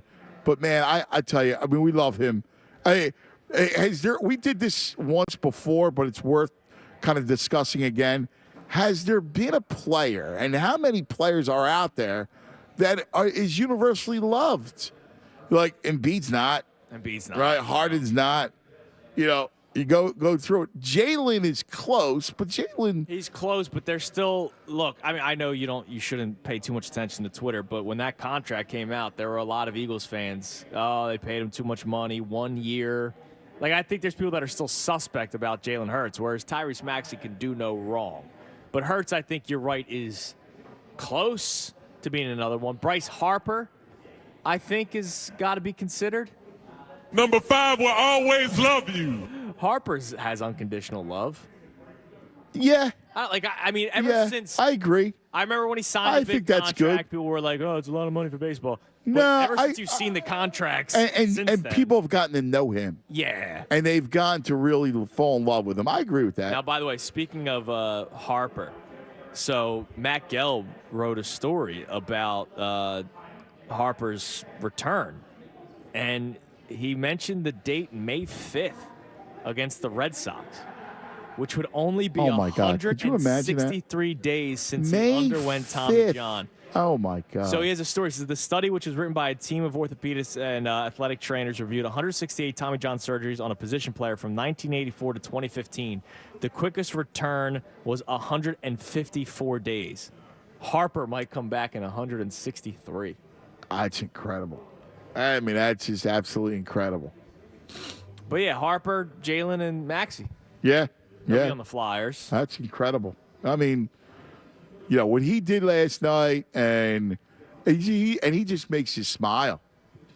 He just makes you smile. I mean, when you look at him and you watch him play like that, tell me that just doesn't warm your heart. Yeah, he just makes you smile, and because he's smiling too. Yeah. After he hit that big three, they cut to him on the other end. He had this big boy, boy smile on his face. And you're right. It's a boyish grin. Yeah. And you go, wait, he's only 22, so that makes sense. Yeah, he's the best. 22 years old. I know. Dude. I mean, too. No, he's a talent. He's just such an amazing talent. Let's go to Rodney. You're on 97.5 The Fanatic. Hello, Rod. Hey, what's going on? Say, buddy. That game gave me anxiety. I'm not even going to lie. I'm just happy we won. I know. Anxiety's the perfect word for it. Oh, my goodness. Now, I got to talk about I want to talk about the good, but I got to say this. As, everybody keep talking about Embiid should have been ejected and stuff like that. Wasn't Jack Vaughn was the one that said that we need before and during the game he wanted his players to hit somebody. Did people forget that? Yeah, and by the way, it was like he was trying to. It was like a hockey game. He mucked it up, and think about it. He didn't play Seth Curry, and he didn't play. I mean, Harris got in for a little bit, but he didn't play those guys. I mean, he was going with a hockey lineup. He wanted the goon squad. And look what that got him. Look what that got him. Another loss. You about to get sweet, man, with your own pride. Like, it's cool when you do it, but when Embiid does it, it's like, he getting the karma, baby. Karma, but anyway, baby. That's right. Anyway, listen, I'm just so happy for Maxey, man. Like, Maxey, ever since we drafted him, I just had this feeling, man. Like, it was crazy when we drafted him. I ain't even look at no tape. I was just like, we just hired Doc Rivers. You know, Daryl Morey became the GM, and I'm just like, yo, they didn't pick Maxey for a reason, for any other reason. I'm like, yo, he might be the guy. And I was looking at his highlights. I'm like, yo, he might be the one. Well, remember, it was it was almost a blessing that it came during the pandemic. That the tournament, because if he's he has a good tournament because he's freshman at Kentucky. He'll wind up playing, and he'll go before that. It was lucky. I mean, it was great pick, and it was good fortune that he was there. Yeah, and I'm hoping the same thing for Springer next year. But we talking about the playoffs now. But man, listen, man, like now one thing I can say is that they got to figure out a way how to keep Embiid in the pick and pop, like his like not having his back on the court, because it's becoming a disaster of him like having his back against the like he See, gotta. The problem is he he's gotta never just playing you, right? Because they're blitzing you and doubling them, and they're trying to deny ball. That's where they're really doing a good job, and it makes it frustrating for him. Now, the first two games, I thought he played well. He played, I thought, really good, and good call, buddy. I thought he played really well, Tunis, in that you saw him get the hockey assist. He actually had 7 dimes in game 2. That he was passing the ball. It was fairly clean, and they were blitzing it and coming at him. So I actually thought, up until last night, that he was handling it well. Yeah, and you said something earlier that I think was spot on. I think he's just getting frustrated. And that's the way it looks. I mean, he's a guy, I don't think Embiid's a me guy, but I think Embiid wants to drop 30 or 40 in a regular season game. He definitely wants to do it in a playoff game here and there. And when it's getting to the point, look, it's one thing to play the Nets game 40 of a regular season and they do that at you, but then game 41 you're playing the Cavs and you can drop 50. He's now seen this 3 times in a span of 4 or 5 days where he's probably like, guys, really? Like, you're still doing this? Right. And he's probably getting frustrated by it, where that's when Doc needs to be like, dude, just got to keep playing your game. Yeah. Because it was very sharp. And I will say this, he came up big on the defensive end. Yes, he did. He has all 3 games. And that's where you go, listen, if they're going to play that, I just need you to concentrate and go play defense, man. Go past swing the ball cleanly, and go play dominating defense and protect the rim. Yeah. Because they're trying to take you out. That's what. And by the way, that's what you do with MVPs, right? Right, exactly. You don't want him to beat you. Yeah, right? And do what else you can do. But, yeah, they did play very well the first 2 games. Like you said, the hockey assist, getting the ball out quick, whether it was to Harden or to Harris, and finally doing that extra pass. It's gone a long way for him. That's why they're up 3-0. Yeah, it was funny. I actually thought he was frustrated last night more than anything. Definitely. And, by the way, he's on the floor a lot. A, because it's Embiid, and he does go on the floor a lot. But the other, B, he was getting beat up. Yeah. Like Claxton took that shot to his back, which he did in game 2 as well. So that's now two straight games where Claxton, when Embiid's waiting for an offensive rebound, he didn't try to box him out or anything. He just went right for the lower back. I know. It's like Rock, hit him in the ribs. Yeah. He keeps going. Hit him in the ribs. Tommy, you're on 97.5 The Fanatic. Tom.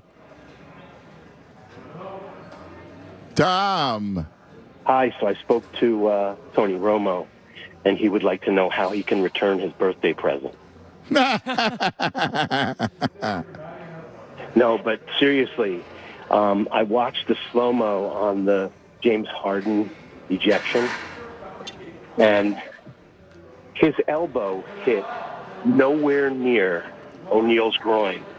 I mean, not even a little bit close. Yeah, I know. Right? And again, if you want to say, all right, he's trying to clear space and it was an elbow that way or whatever. That's a foul. Right. It's not even a flagrant one. I would give him the flagrant one just because you go, all right, well, if you want to, but no way, ejection. You're spot on, Tommy. But the reason that they did that is I disagree with you. I think Embiid's foul with the knee was definitely ejectable. And they didn't have the courage to do it then. And so They probably got criticism at halftime from the NFL office in New York, and they used the Harden as a makeup. I mean, listen, it's entirely possible that I don't know that the NBA office is calling them during the game, but listen, it's entirely possible that they felt like it was more of a makeup situation because, in fact, Keith Pompey, that they kept playing it on the screen over and over and over and over again. So, I mean, that's entirely possible. Yeah, it was a very badly called game all around. It's that Tony Brothers, man. No. He's the worst. But it was despite the frustrating aspect of the way actually both teams played, it was a fun game to watch. There was a lot of garbage play, but it was still a fun game to watch. That one exchange where the ball changed hands like 4 times in one back and forth. Yeah, it was wild. Yeah. It was. Listen, it was, that in that way, yeah, highly entertaining. You're right, Tommy. No, seriously. Thanks, buddy. You're right. It was highly entertaining from that standpoint. By the way, time now for the 97.5 The Fanatic $1,000 gift card giveaway. 97.5 The Fanatic's $1,000 gift card giveaway. Your chance to win a $1,000 gift card to anywhere you want. Here you go. The keyword is best, as in Maxey's the best. Text the word best to 97.5 The Fanatic. Excuse me, text the word best to 45911. That's right. Text the word best, B-E-S-T, to 45911. You can also enter the keyword best on the Fanatic app or at 97.5thefanatic.com. Once again, the keyword is best. 97.5 The Fanatic's $1,000 gift card giveaway presented by American Standard HVAC Contractors. To find a dealer, visit AmericanStandardAir.com. One person selected at random will win. Get complete rules for this company-wide contest at 97.5thefanatic.com. Good luck. By the way, real quick on the Jameson Williams thing. So the reason why he only got 6 games is he did not bet on the NFL. He bet on college football, but from the team facility.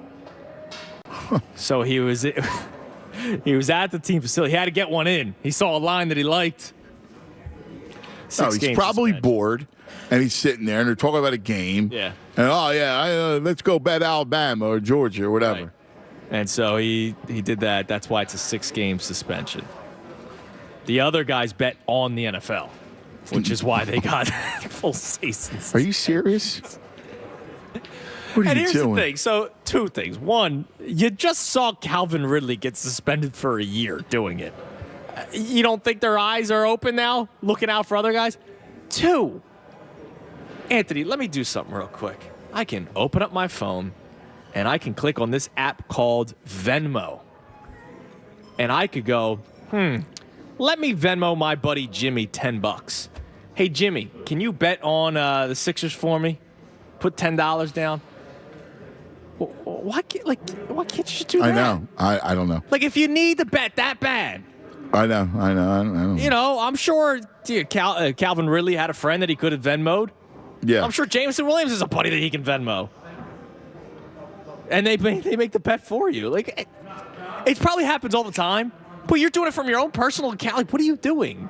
Yeah, I don't know. First of all, I don't know how you're getting caught and all that stuff and what's going on, and I don't know. It's just bizarre. Again, in a digital age, it's it's not like there's FBI wiretaps. Right? Yeah, exactly. No, it's pretty easy. It's pretty easy to track. Like back then, now you have a digital footprint, and you could see your digital footprint everywhere. It's just bizarre. Insane. Let's go to Ralph. You're on 97.5 The Fanatic. Ralphie. What's up, man? What's up, Ralphie? What's going on? It's a sunny day in Philadelphia today. 3-0, baby. Oh, yeah, 1 to go. You remember what I did, right? Tell everybody. Got the sweep. 1 more to go, but I also had 3 So I'm up $9, waiting for my seat. And I may do a little backup and take a Brooklyn in 10 just to maybe take the whole thing down, because I think the Sixers are going to win by about 7. Yeah, I think they. Again, it could get ugly quick though. Right. That could be the 20-point. Just enjoy it. Stay with it. I will have the backup though, just a little bit. There you go. To have a sure win, but it's been a great series for me and for them. Last night, I thought when they had the big lead and they went down that they were going to pack it in. I really did. But for them to come back and win that game, last year they wouldn't have did it. No, and you know what? You're right, especially how late they relinquished the lead, and they're down 5 at that one point. And look, I'm with you. I thought it was great resiliency, and really it was a testimony to Maxey, Ralphie. I mean, right? Like Maxey came in and man, he was just amazing. The steal, the 3 steal, floater, step backs. I mean, he was all over the floor. He's a good player, and he's going to bring the Sixers through, I think, in Boston. You know what? This could be it. It feels different. I don't know. Last night, I'm telling you, last year they wouldn't have won that game. Well, yeah, I think you're right about that, buddy. I think there's a little change, and I think they're going to go through Boston. I really do. I don't think it's going to be sweet, but I think they're going to take them. Well, I hope so, brother. Listen, catch that ticket, all right? Oh, yeah. I'm having a great All right, good for you, buddy. Boston. All right, pal. Take it easy, brother. Does it feel is it right to say, and again, obviously I'm looking at it through the prism of, what's best for the Sixers or whatever. It does feel different. And I'm trying to divorce my wants and feelings, right? And homerism but it feels different. Well, it does, because we've paid attention all season long, right? So it's not just these 3 games that are making it feel different. James Harden. So I saw a quote. I mentioned this to you the other day, that there was a talking head that said something, but we never got to it.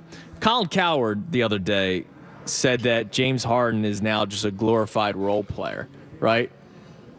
But the guys, you can't go role player when he is leading the league in assists at 10+ a game. Oh, by the way, he's also scoring close to 20 games. So the guy's averaging a legit double-double. Yeah, I mean, I think she's trying to that's a discredit piece. So dude, come on, man, you can't say that. And Harden's done that all season long. The guy's averaging 20 and 10. You know he's still going to give you boards, right? He's still going to be active. We had a caller earlier that said Harden's actually played pretty good defense this series, and I have agreed with him. He has actually played some decent defense. He's played good ball, man. And Embiid is. Some of those he had a stretch where he was getting by, like whoever was guarding him, he was going around him. Yeah, and he was delivering some dimes. I mean, he has been. So the level that Harden and Embiid are playing and have played all season long, right? Like this isn't just these 3 games, all season long. Yeah. But the beauty of these 3 games has been the last 2 from Maxey, and Tobias Harris has been consistent. And he's providing you with points. He's been providing you with defense. He's been providing you with rebounds. And finally, what I've been excited for all season long, PJ Tucker this is his time, right? It's his time now. PJ Tucker, playoff PJ. The guy grabs 8 more boards yesterday. Offensive boards, defensive rebounds, setting screens, doing the dirty work that he's definitely not pretty. Doing stuff that Embiid, Danny Green, George Niang, and there was one other player that I keep on forgetting, pointed out after the series last year. We don't have that physical and mental toughness, and Joel Embiid named PJ Tucker by name. And so you brought that guy in for that. That toughness, that dog, the Sixers have not had in all 5 years of post-process playoff appearances. They finally have it in PJ Tucker, and that's a big part of it. Yeah, I mean, listen, you could be right about that. And then you've gotten bench contributions. Like D'Anthony Melton had a rough end of the season. Right. He's been all right in the playoffs so far. And I'm not asking for 15 points out of Melton. I'm asking for 5 to 8, which that's what he's given you each game. Hit a couple threes in game 1. He had the big dunk yesterday, big statement dunk yesterday. He's played good lockdown defense. Jalen McDaniels has provided his. George Niang hit a 3 yesterday. Like, you're starting to get these little contributions from the bench guys that struggle down the stretch. So that's the biggest thing about these 3 games is you're starting to see other guys contribute that you need. Feeling good, man. Go Sixers. That's it, buddy. I'm about to say the words. We'll do it in a second. My man Eddie Sicchetti on Twitter says that all I'm saying right now is the Celtics better double Embiid every time he touches the ball. He's going to go off for that series. And he may. Because, they tend not to do that. And they tend not to pursue, like I'm going to say over pursue, which is a football term, but they overextend themselves in guarding Embiid. And, they usually try to play him a little straight up sometimes. And they go ahead, beat us. He may score 50 in that series. Coming off of this series, where he's been frustrated, getting hacked constantly by 2-3 guys at a time. It is an interesting conversation as to how do you defend the Sixers, right? Like, what's the best way to defend them? Is it to let Joe just get his? Right, it's a good question because it's worked against Embiid in this series. But in the end, Jacques Vaughn looks at the series stats right now. You're down 3-0. Yeah, you're done. So, you've slowed down Embiid. Yeah. Congrats. But you're down 3-0. Right, so it was like, well, let everybody else beat us. Right. And they have. Because they're a good team. Well, Tobias is underrated. Like, Tobias needs some love today. He does deserve it. He really does. All right, we got lots to get to. 610-632-0975. 610-632-0975. My man Bobby over here has a great Dr. J jersey on. He's fighting it strong. It's a great jersey. It is a great jersey. It's that red Doc 1983 vintage. It's a beautiful jersey. Really is. It's a great jersey. 610-632-0975 is how you join us. Cuz Radio. We're live at the Parks Racing Sportsbook inside Chickies and Pete's in Malvern. Let's talk about your home for a second. Beautifying your home like it's beautiful outside.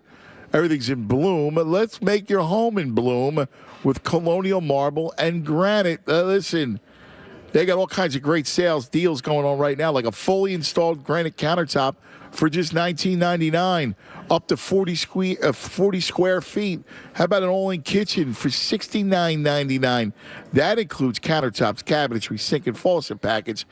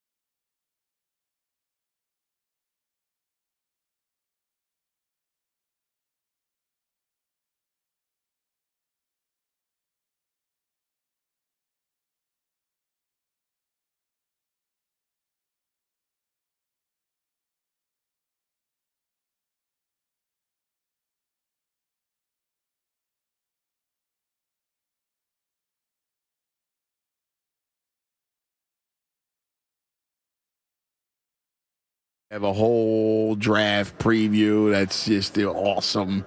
Joe Banner talking about the trade. He's there talking about the trade chart myth. There's a good Polian story about the Manning-Ryan Leaf decision. They do a thing about buyer beware. You ready? Here's who they say are the biggest risky prospects. Okay. Number 1. Who is it? Jalen Carter. Yes, Jalen Carter. And I just hear the same things, man.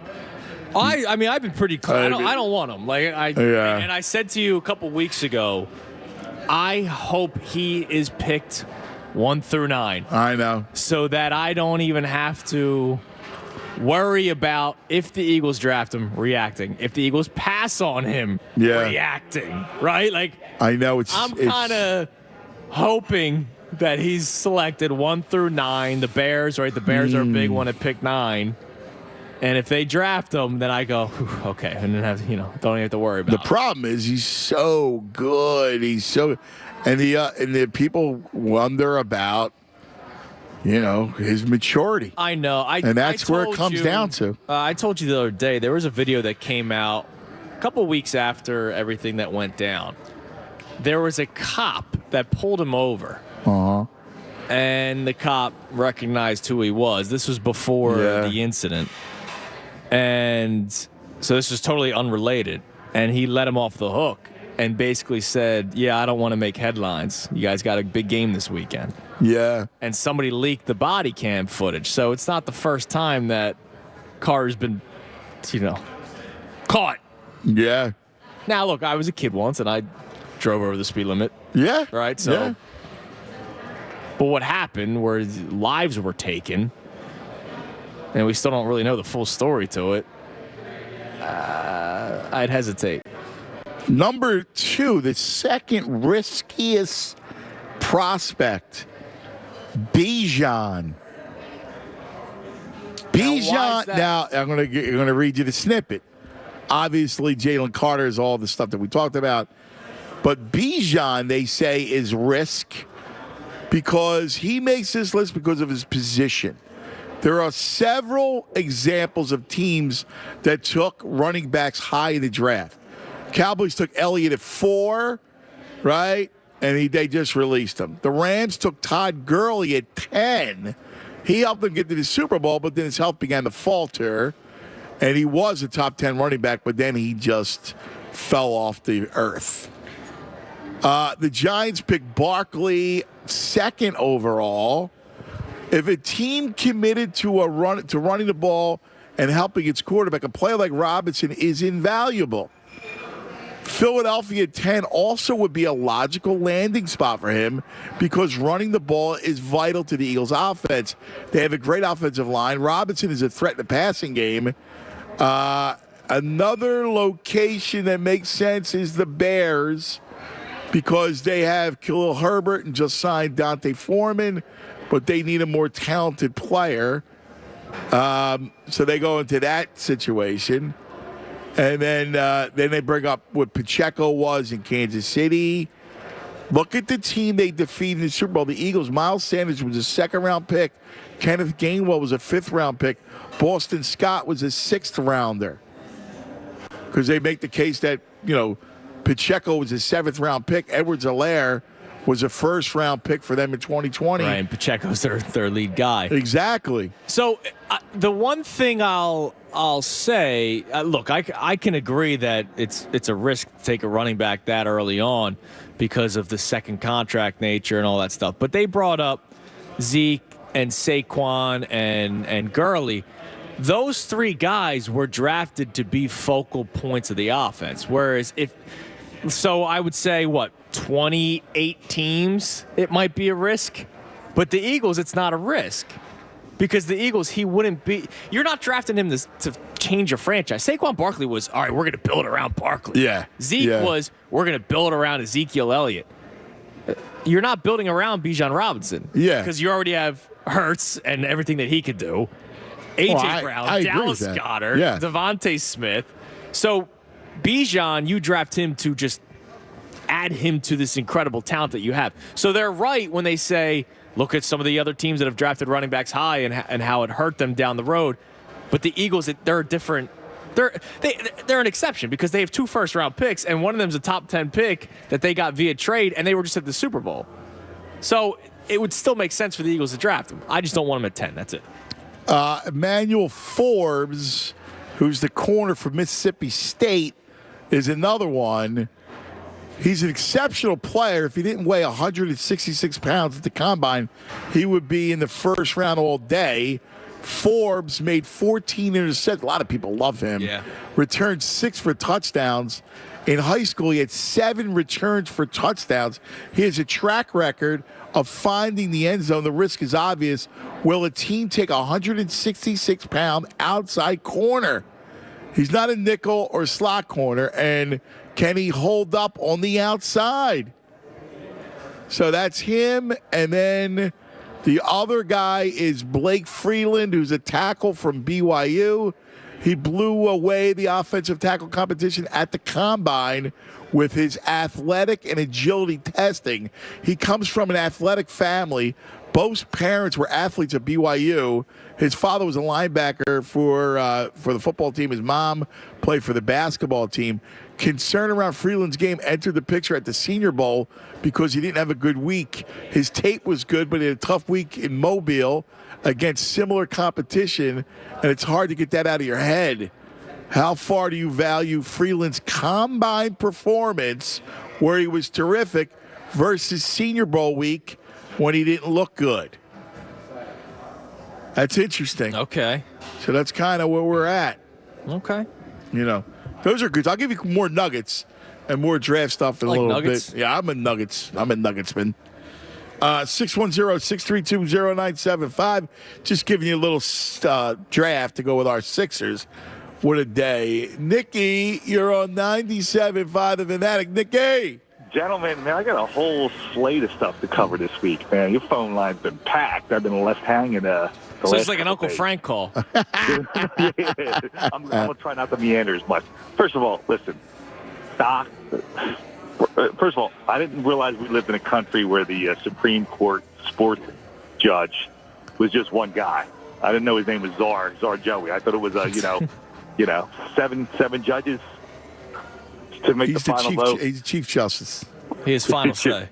He's Chief Justice. He doesn't get final say. He gets to vote if there's a tie. And anyway, we won't get into that. Well, I do know that, but in my land, I make decisions. Zarkuz. Well, that's feet to Zarkuz. Listen, Doc. Just because you're still bitter about losing that bet. No, listen. He didn't help the cause. In Arizona. Anyway, never mind. I love what Maxey's doing.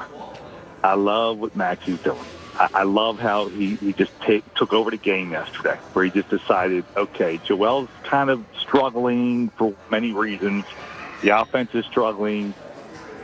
The beard's on the bench. Not even he's in the locker room. I need to take over. And he did. It was fantastic. I love that. But you brought up a name that we all hate right now, Gannon, right? His defense was fantastic against horrible quarterbacks, right? 900 sacks, 19,000 rushes, whole bunch of interceptions against bad defense, bad quarterbacks. How did he look?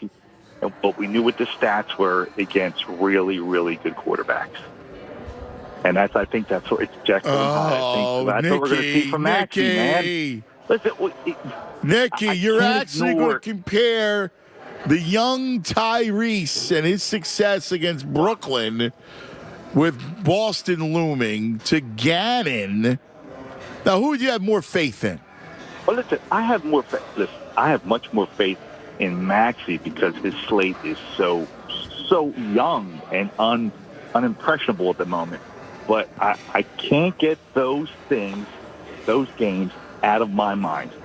Him against Boston, he's like, they put him in a corner and they shut him down. And like you said, Andy, let's say Embiid averages 55 a game. Where are you going to get 35? Where are you going to get 35 points out of the rest of the team? I mean, listen, I think you can do it. Again, I think you're right in this when it comes down to it. I think you're right in that it's going to come down to Maxey in Boston, and you need him to score. I agree. I'm on board. I mean, my whole theme today is this is great, you got to do it against Boston. So we agree, but I do think that him taking control of the game was nuance that we haven't seen. The Nets suck. Like, their best defender was wearing black and gold chains on the bench. That team sucks, man. Yeah, but what's called is a good defender. Our man, cousin, Mikal Bridges. I love it. Listen, it's a shame that he's there with that trash. I wish he just took. I agree with you. I'm not telling you. I do. I know. But let me really quickly ask you this. Yeah.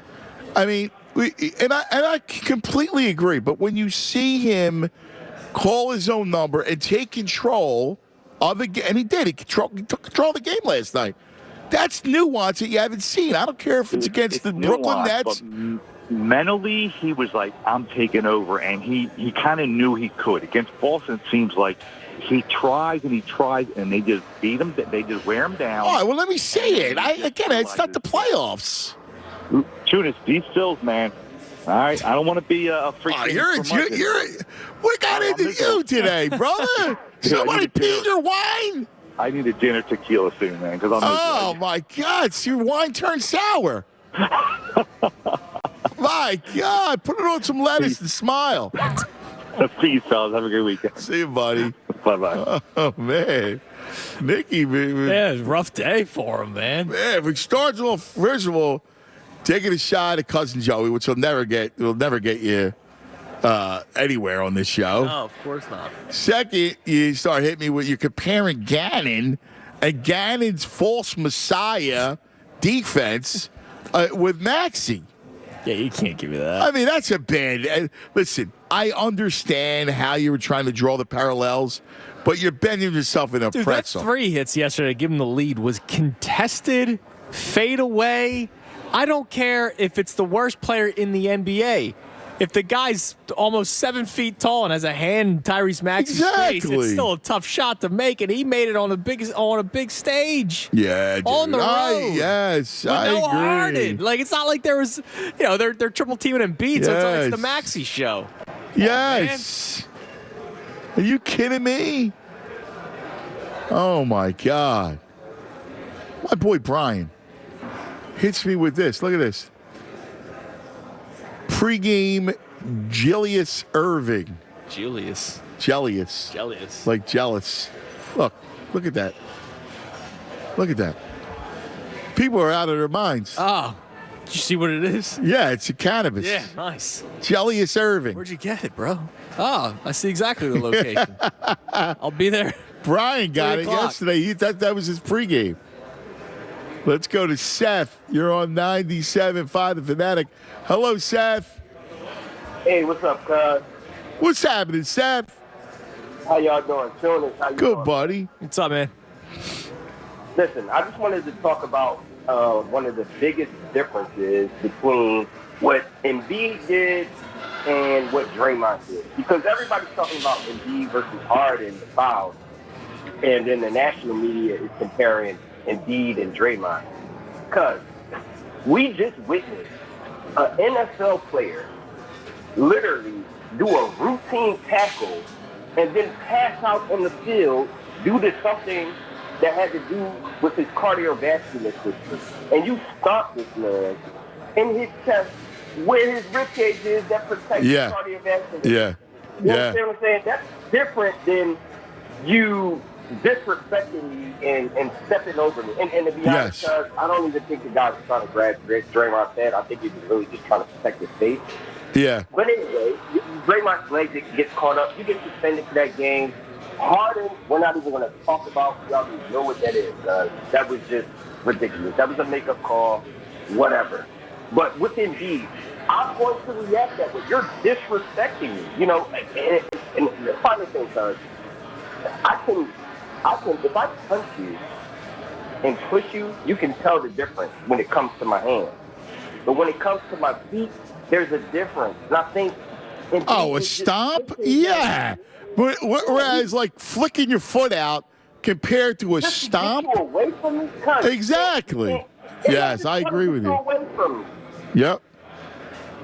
Yes, you're right. Hey, yeah. Let's go Sixers, man. Go Sixers, brother. I agree. I think you're spot on. There is a difference, Tunis. Yeah, that's the thing. He wasn't like. So when I saw it, I got annoyed just thinking that they were going to eject him and it was going to bother me and they're going to lose the game and then they're going to have to win it in 5. I didn't think he was trying to kick him in the nuts. Right. I think he was trying to do a don't you dare disrespect me like that. Exactly. You know what I mean? He doesn't want to be. He was already on a poster earlier right, this series, right. with the Duncan game 2. He doesn't want to be disrespected. Step over. Like, I love AI, right? But that was one of the more disrespectful moments in the NBA. The man stepped over Tyronn Lue. Like, that is ultimate disrespect. Now, I love it, but Embiid didn't want that to happen to him, so he kicks his foot up. I don't blame the guy. No, I agree and that's with you. That's why he didn't get ejected, right? At least that's my opinion, because they go, all right, Claxton's being a JO, Embiid stops him. That's it. Right. If Claxton never steps over him, there's no kick. No, if he hits him square in the nuts, a little different story. And Claxton goes down, then he's got to go. Like, that's what will happen. But I agree with you. In that situation, and it was so that's quick. Exactly. And it was a bang moment. He literally lifted his leg up to stop him from stepping over him. Right. And that's why Seth was right. Seth was spot on about that. And it's a way different situation than stomp it. What Draymond did, when you stomp him, right? Yeah, dude. You got to go. Especially when you have a track record. Right. That's the other thing. It's not like Embiid has. Like, I disagree with Keith. Keith tried to say I was Homer on the thing, and Keith Pompey. We had earlier on, and we had this debate.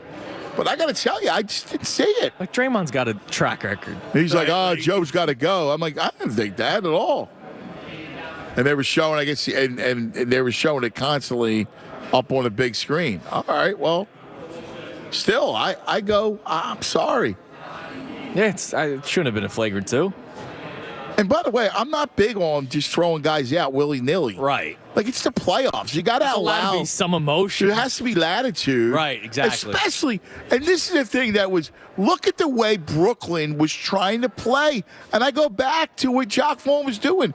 He didn't play Seth Curry not once. Now, let me ask you a question. Yeah.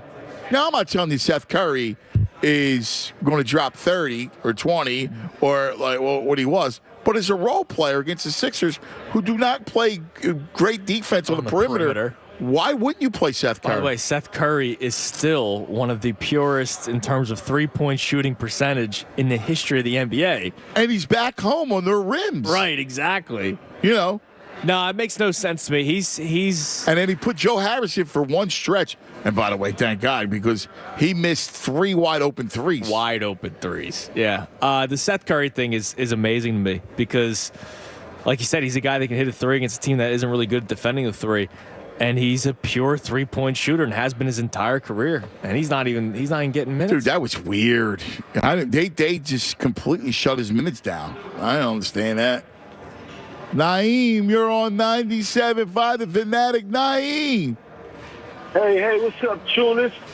What's up, my brother? What's going on, man? What's good? Real fast, Dr. J, you got to treat him like our uncle who just started getting Alzheimer's or something like that. We know that he loves the city and loves our team, and we love him. So some of the stuff we say, we got to give him a pass for. I don't know why he hating on Embiid, but he is.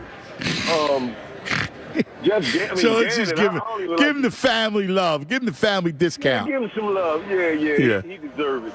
Gannon, I don't even want to talk about him. What I do want to say about the Sixers is I think a lot of us is missing the point about the game was messed up yesterday. It was kind of crazy. But what Brooklyn is doing, for us, they are helping us empower some of the rest of our team. Joel got to just stay inside his game and let the rest of the guys do it until it's his turn, because his turn is going to come. And I'm going to give you my MVP that's going to help us win this Boston series. We need Joel to play. We need Harden to play. We need Maxey to play. But unsung hero is going to be Tobias Harris. I guarantee you.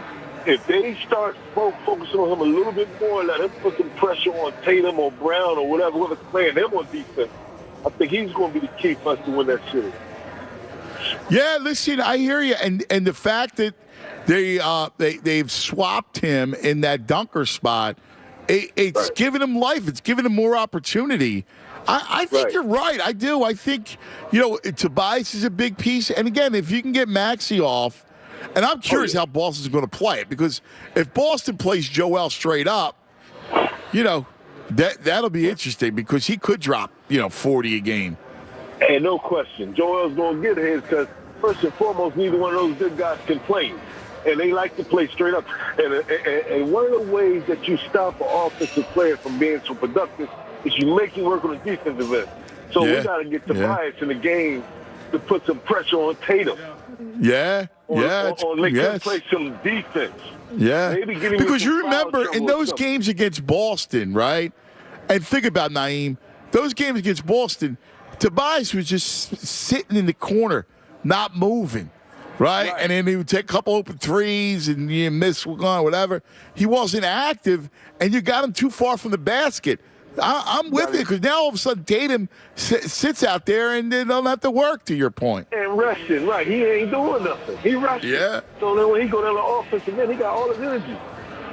I would start off by posting him up a few times on Tatum, try to get him in foul trouble, make him work, put some body into him.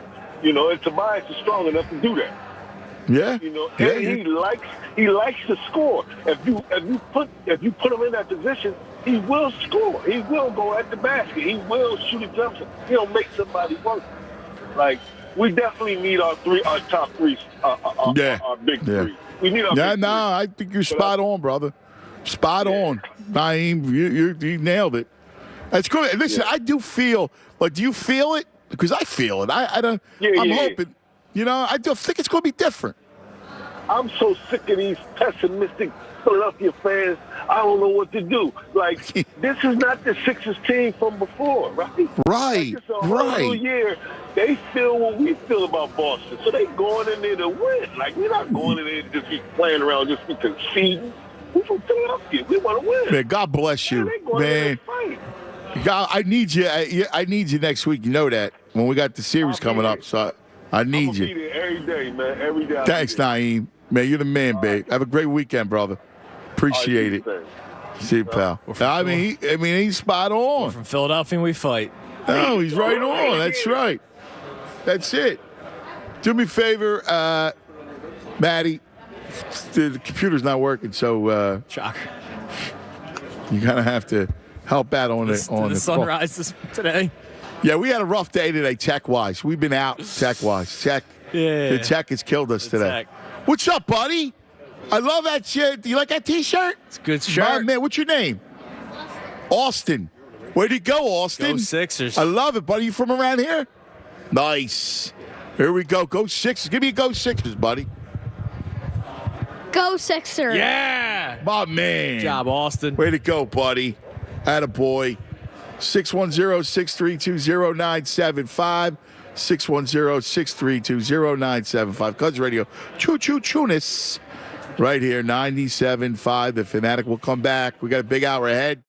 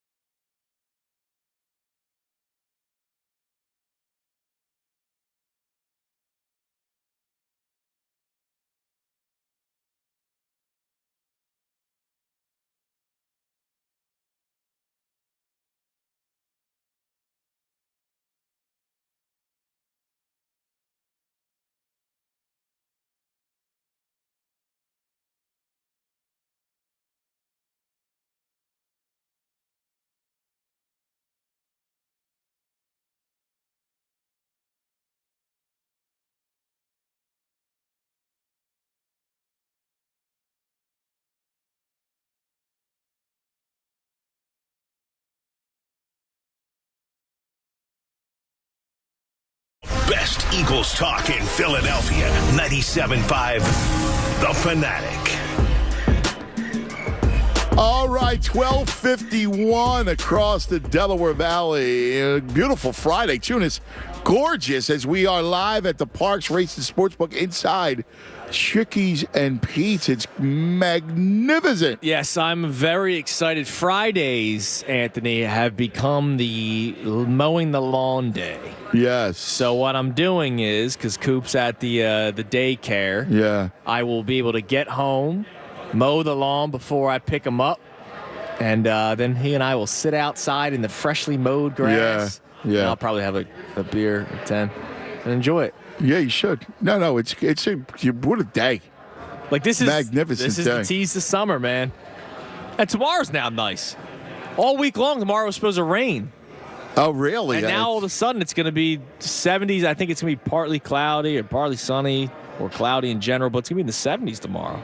Yeah? Now it's 90% chance of rain here. It wasn't in South Jersey. I don't know. I checked it, dude. It was, look, I saw rain. I saw no rain this morning. Now I'm seeing 90% chance. Make up your damn mind. Well, I saw rain because we have a tournament. Ah, okay. We got baseball. So. Well, it was supposed to rain the day of the home opener. That didn't happen. Yeah. Still feeling a certain type of way. Fun day, though, man. Fun day. Just a fun. It's going to be a nice day. But next week's going to be a little. It's going to be business, man. Yeah. Draft, draft and Sixers Celtics. And then you guys were talking. This Vito, man, I don't know about him. He's suspect, too. Yeah, so let me say this real quick. Okay, I was going to say that next weekend, the Red Sox are going to be in town the week of the 4th. Yeah. And that could be... That's the weekend that the series will shift back to Philadelphia because it'll go Sunday, Boston, Tuesday, Wednesday, Boston, and then Thursday, Friday, and Sunday, whatever it is. Yeah. So there's going to be a confluence of Red Sox and Celtics. Mm-hmm. And this Vito, I got to tell you, I just when I thought I was loving on the kid. Suspect. He's talking about he loves the Red Sox. Loves. And he used the word love. Did not say I respect. No, you said love. You used the word love. He's saying two as in that's his second team. You know, you can't have I have a childhood relationship with the Mariners. Yeah. He's going still to this day, Red Sox, number 2. No. And you should be barred from Philly. You should not. If I would have known this, I would have barred you from Clearwater. I can't believe that. Yeah, he went loves, man. Love. Like, that's scary. Now, speaking of suspects. Oh, yeah? Or being suspect. Ray Dunn. Oh, no. Not Dickie Dunn. He put out a tweet today. By the way, happy birthday to Ray Dunn. It is Ray's birthday. Happy birthday, Dickie. He put out a tweet today at 11:30 a.m. It's the first I've heard of Ray, even though he could text me, but he hasn't. Dear fans of 97.5 Middays, he tweets this at 11:30 a.m. I want to clear my name from the allegations about damaging the vault. While I did secretly give myself a combination code to get in, I would never sabotage Dick Chunis. Sincerely, Dickie Dunn. Yes, I appreciate that. But What's hold wrong on with a that? second. Very interesting that he puts that out after today's vault fiasco. It wasn't bad. It was the worst vault of all time. It could have been it was definitely the worst vault. By far worst vault ever. Ruined my weekend. I will not sleep this weekend. Very interesting that Ray. Yeah, it was a terrible vault. Puts that out 20 minutes later. So you're thinking he damaged it? Maybe. And so, what about the Uncle Frank piece? We haven't seen him yet today. All right. So we may have a show that we have to do. It's called the TV Todd coming up. Let's get back to the phone lines, right? Julian, you're on 97.5 The Fanatic. Julian. Yo, Anthony, Dick Chunis. Yo, what's up, man? What's up, Jules? Yo, what a win last night, boys. Maxey, he showed out. That was his coming out moment in the playoffs. It was, dude. You're right, man. Oh He my looked. God, he stepped up. He took that mantle and ran with it. He ran with it. Maximus. Maximus, baby. I love that. I can't get enough of that. That Maximus thing. I love it. Oh man. Yeah, no, dude, you're right on, man. It was great, Jules. Yeah, I think Harden, they say he be cooking up. They call him the chef. He's gonna bring his broom. He's gonna bring his broom Saturday. He's gonna leave the pot and bring a broom. It's sweep. Game over. I love Saturday. it. I love it. Yes, I love that, man. Sweep, and then we're gonna bring on Boston. Let's go. And the Fighting Vitoes. Yes. Let's go. We're gonna kill him. We're going to kill him. That's right. Fighting Vitoes. Tell him to take that shirt off, too, while he's at it. It's making me mad that he's wearing a Sixer shirt. Yeah, tell Cooney stop being an undercover Celtics fan. Yeah, that's right. Oh, you're going Cooney. No, not Bobby. No. Bobby's square. He's a square guy. He's our guy. He Vito, I'm talking Well, about. there's been talk that Bob's a big Bird guy. He respects his game. He does. Trust me, I'll vouch for Bob all day. I got Bob's back. We just had him on during the round table. He's talking about his hatred for the Celtics. Yeah. So we're good. I vouch for Bob all day. All right, guys. Thanks for taking my call. You guys do a great show. Thank you, buddy. Appreciate it, Jules.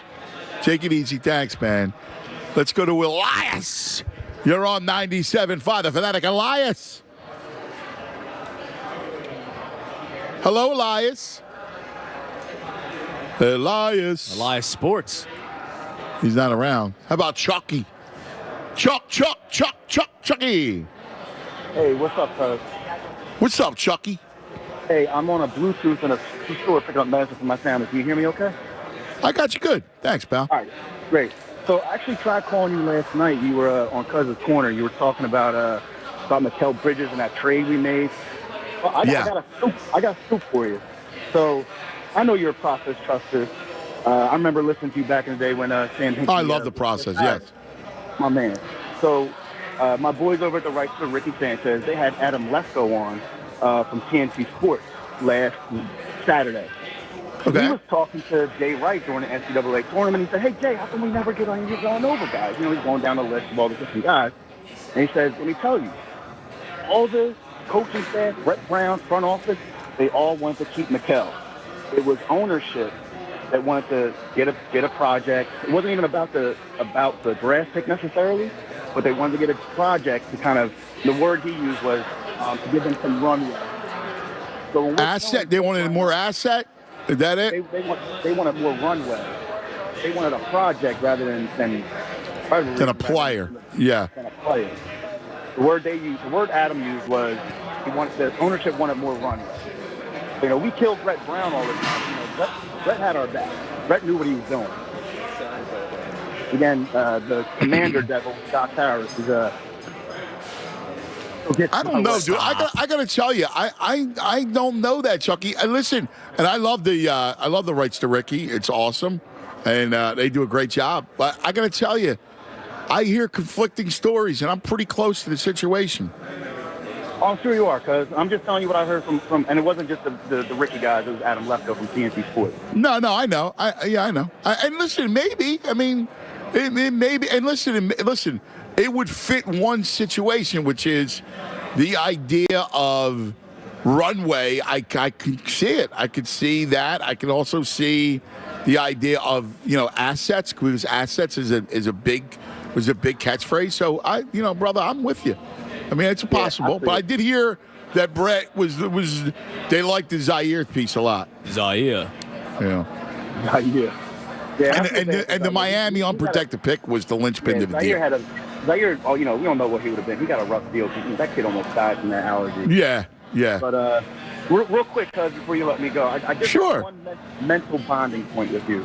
I love hearing you talk about you going out with your boys and just hitting the diamond and throwing the ball around. I just, good days like this. I'm about to go to I'm an athletic director and a coach, so I'm about to go and see my boys play baseball. I get out there, I'm a softball coach. Oh, that's awesome.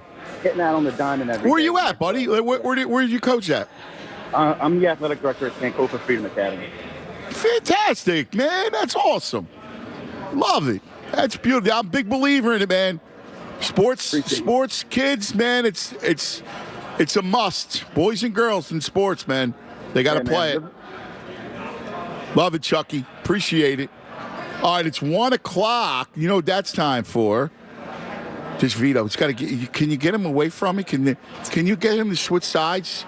I can't even look at him anymore. He's peering into your soul, man. I can't even look at him. Let's go to our man. I got a big time props for my main man coming up next because we're going to need something to watch. There'll be a sweep, and we're going to need something to watch this weekend. Let's go to our man, Todd, TV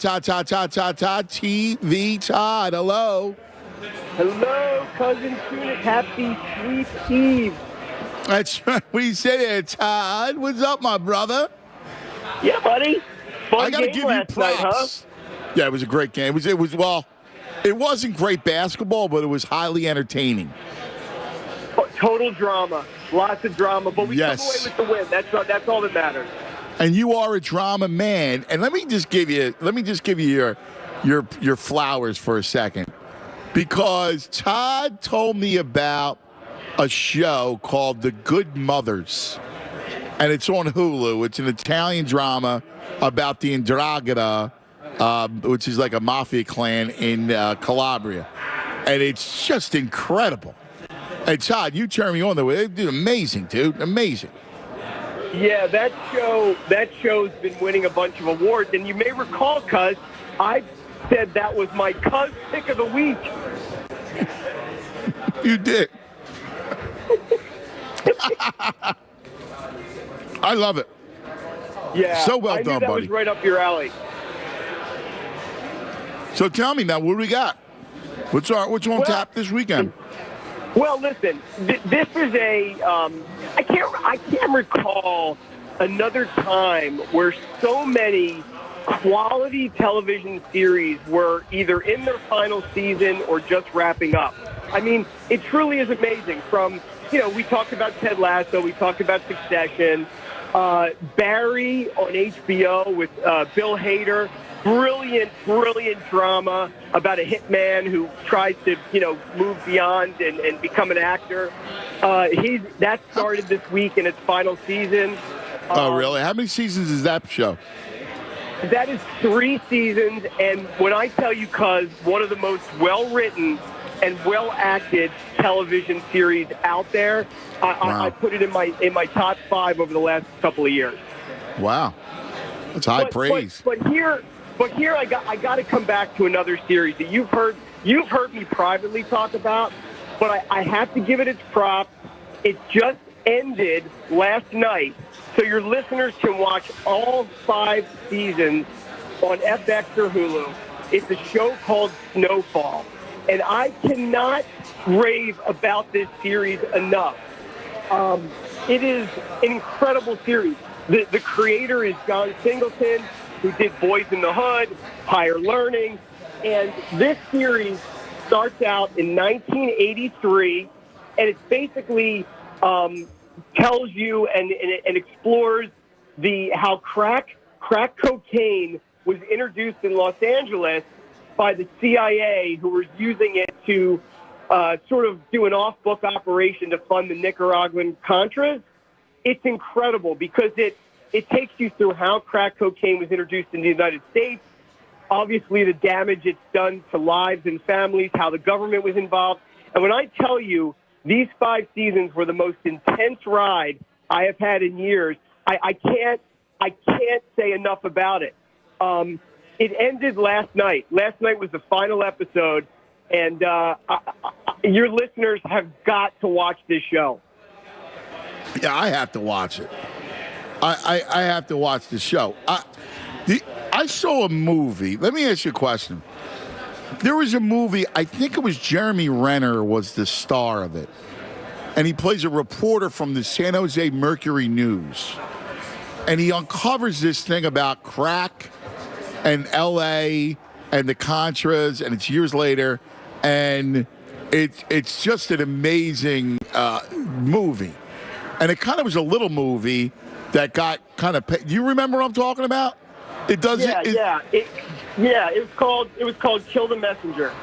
Right, and it was something like he had this source that he went and who knew the whole story, and then the CIA came and it ruined his life and his whole thing. And this show goes into depth about that? It goes into depth about that. It is covering the same subject matter, but it is, I'm telling you, it is a brilliant drama. I was on the edge of my seat from episode 1 all the way through the end of episode 5. I told you, you and I have a mutual friend who's been on your show, Ben Ridge, right? Yes. I told Ben about this show, and, Ben's been around the block. He's watched a lot of shows before. He keeps texting me and tells me he's never been this riveted by a television series, and it's under the radar. So I guarantee, knowing your listeners the way I know them now, because they tweet at me all the time and give me suggestions, and I know what their tastes are, they're going to love this series. Watch this. Yeah, I got to watch it. 10 out of 10. Yeah, it sounds incredible. People are already getting to me. Joanne, absolutely highly recommend Snowfall. I watched it from the beginning, and it's just amazing. Yeah. This is it. It just came to an end? Yeah, it just came to an end, which listen, I'm always jealous of someone who hasn't seen a series that gets to binge the entire thing. This is an incredible series to binge because every episode you are on the edge of your seat. So highly recommend it. This is the time. Well, we may have a little bit of time between the next two, the next series. So this is a good time to get into it. All right. I like that. Coming up, I need the theme next week. It'll probably be a Boston theme. The best movies made in Boston that we can hate. I love that. How about them apples? Right, wasn't Goodwill Hunting Boston? Yeah, of course. I mean, that started their ascent. Yeah. Those two. And they're out. And it doesn't get more Boston than those guys. Screw you, Matt Damon. Screw you, Matt Damon. Screw you, Ben Affleck. Screw you, Mike Vito. All the Boston guys. Oh, there's so many great Boston Grossman. fans. I'm going to make a note to do that for next week. I like that a lot. So what any movies dropping? Because it's been slow on the movie side. Well, I got a couple for you in the theaters. One thing I've learned about your audience, I don't know if you know this, Cuz, but because, again, they reach out to me, I get their taste. They love classic horror. They love thriller. They love, comedy mixed with horror. So this weekend is actually a big weekend for horror fans because the new film in the Evil Dead franchise dropped today in the theaters. It's called Evil Dead Lives or something along those lines. And it is I don't know, maybe it's like the 6th or 7th film in the Evil Dead franchise. And for your audience who doesn't know, The Evil Dead was a really low-budget film made in 1981 about these people who were sort of haunted at a cabin when they found this book called the Necromonicon. And it's been remade. It was a television series over the years. And now there's a new one that's coming out Evil this weekend. Dead Rise, Matt says. Evil Dead Rise. That's it. Evil Dead Rise. And your audience is getting pumped for this. And this comes out in the theaters today. Right.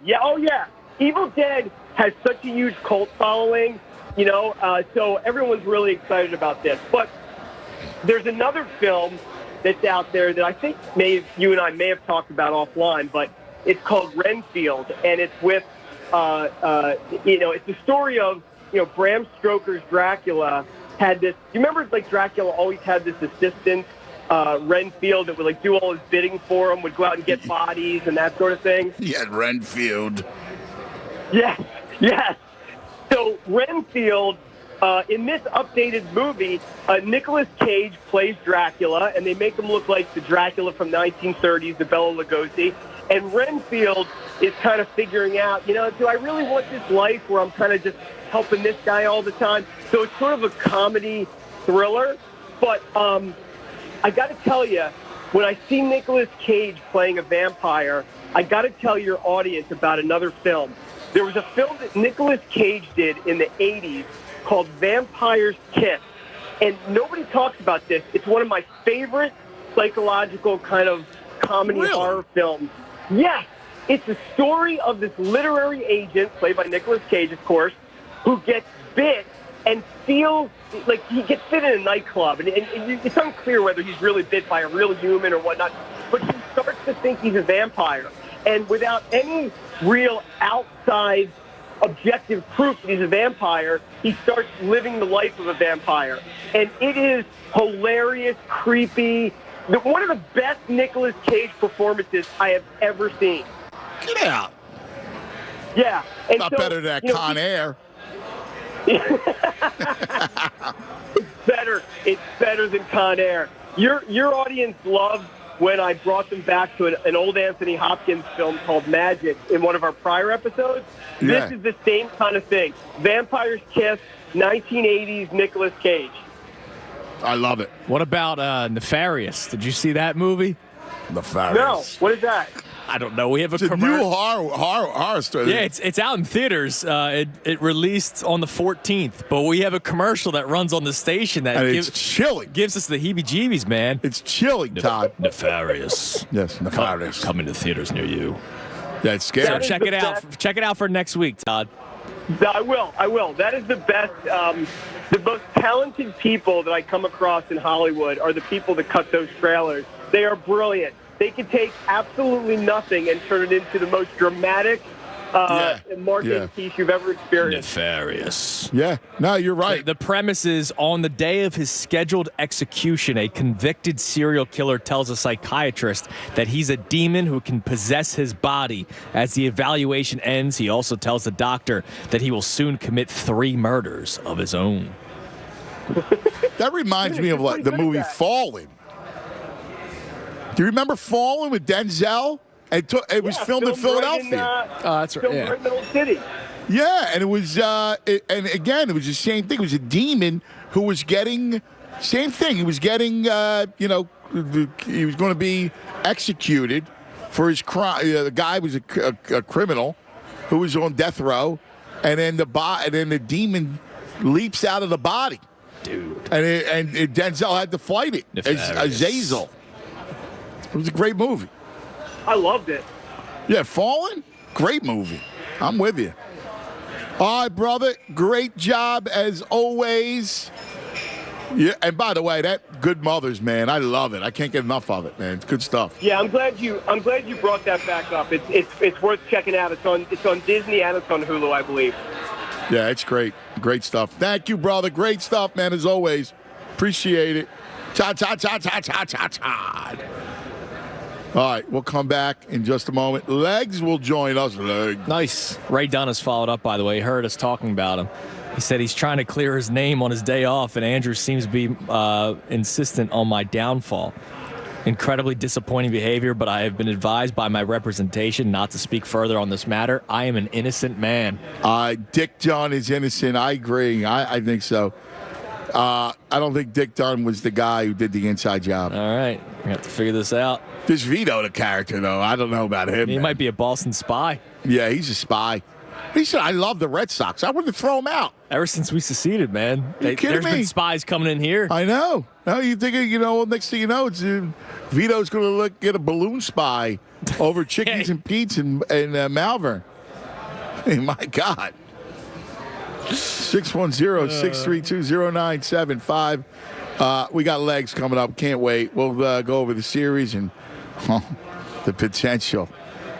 The meteor and Earth, the collision course. Hey, let's talk about the Bagster. I want to throw Vito in the Bagster.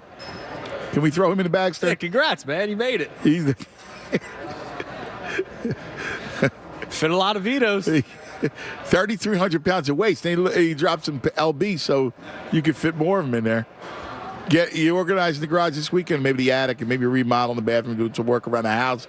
I'm telling you, if that sounds like you got to get the Bagster. The Bagster is by far the most convenient, affordable help with any of your cleanups. It's what a product. 3 cubic yard dumpster.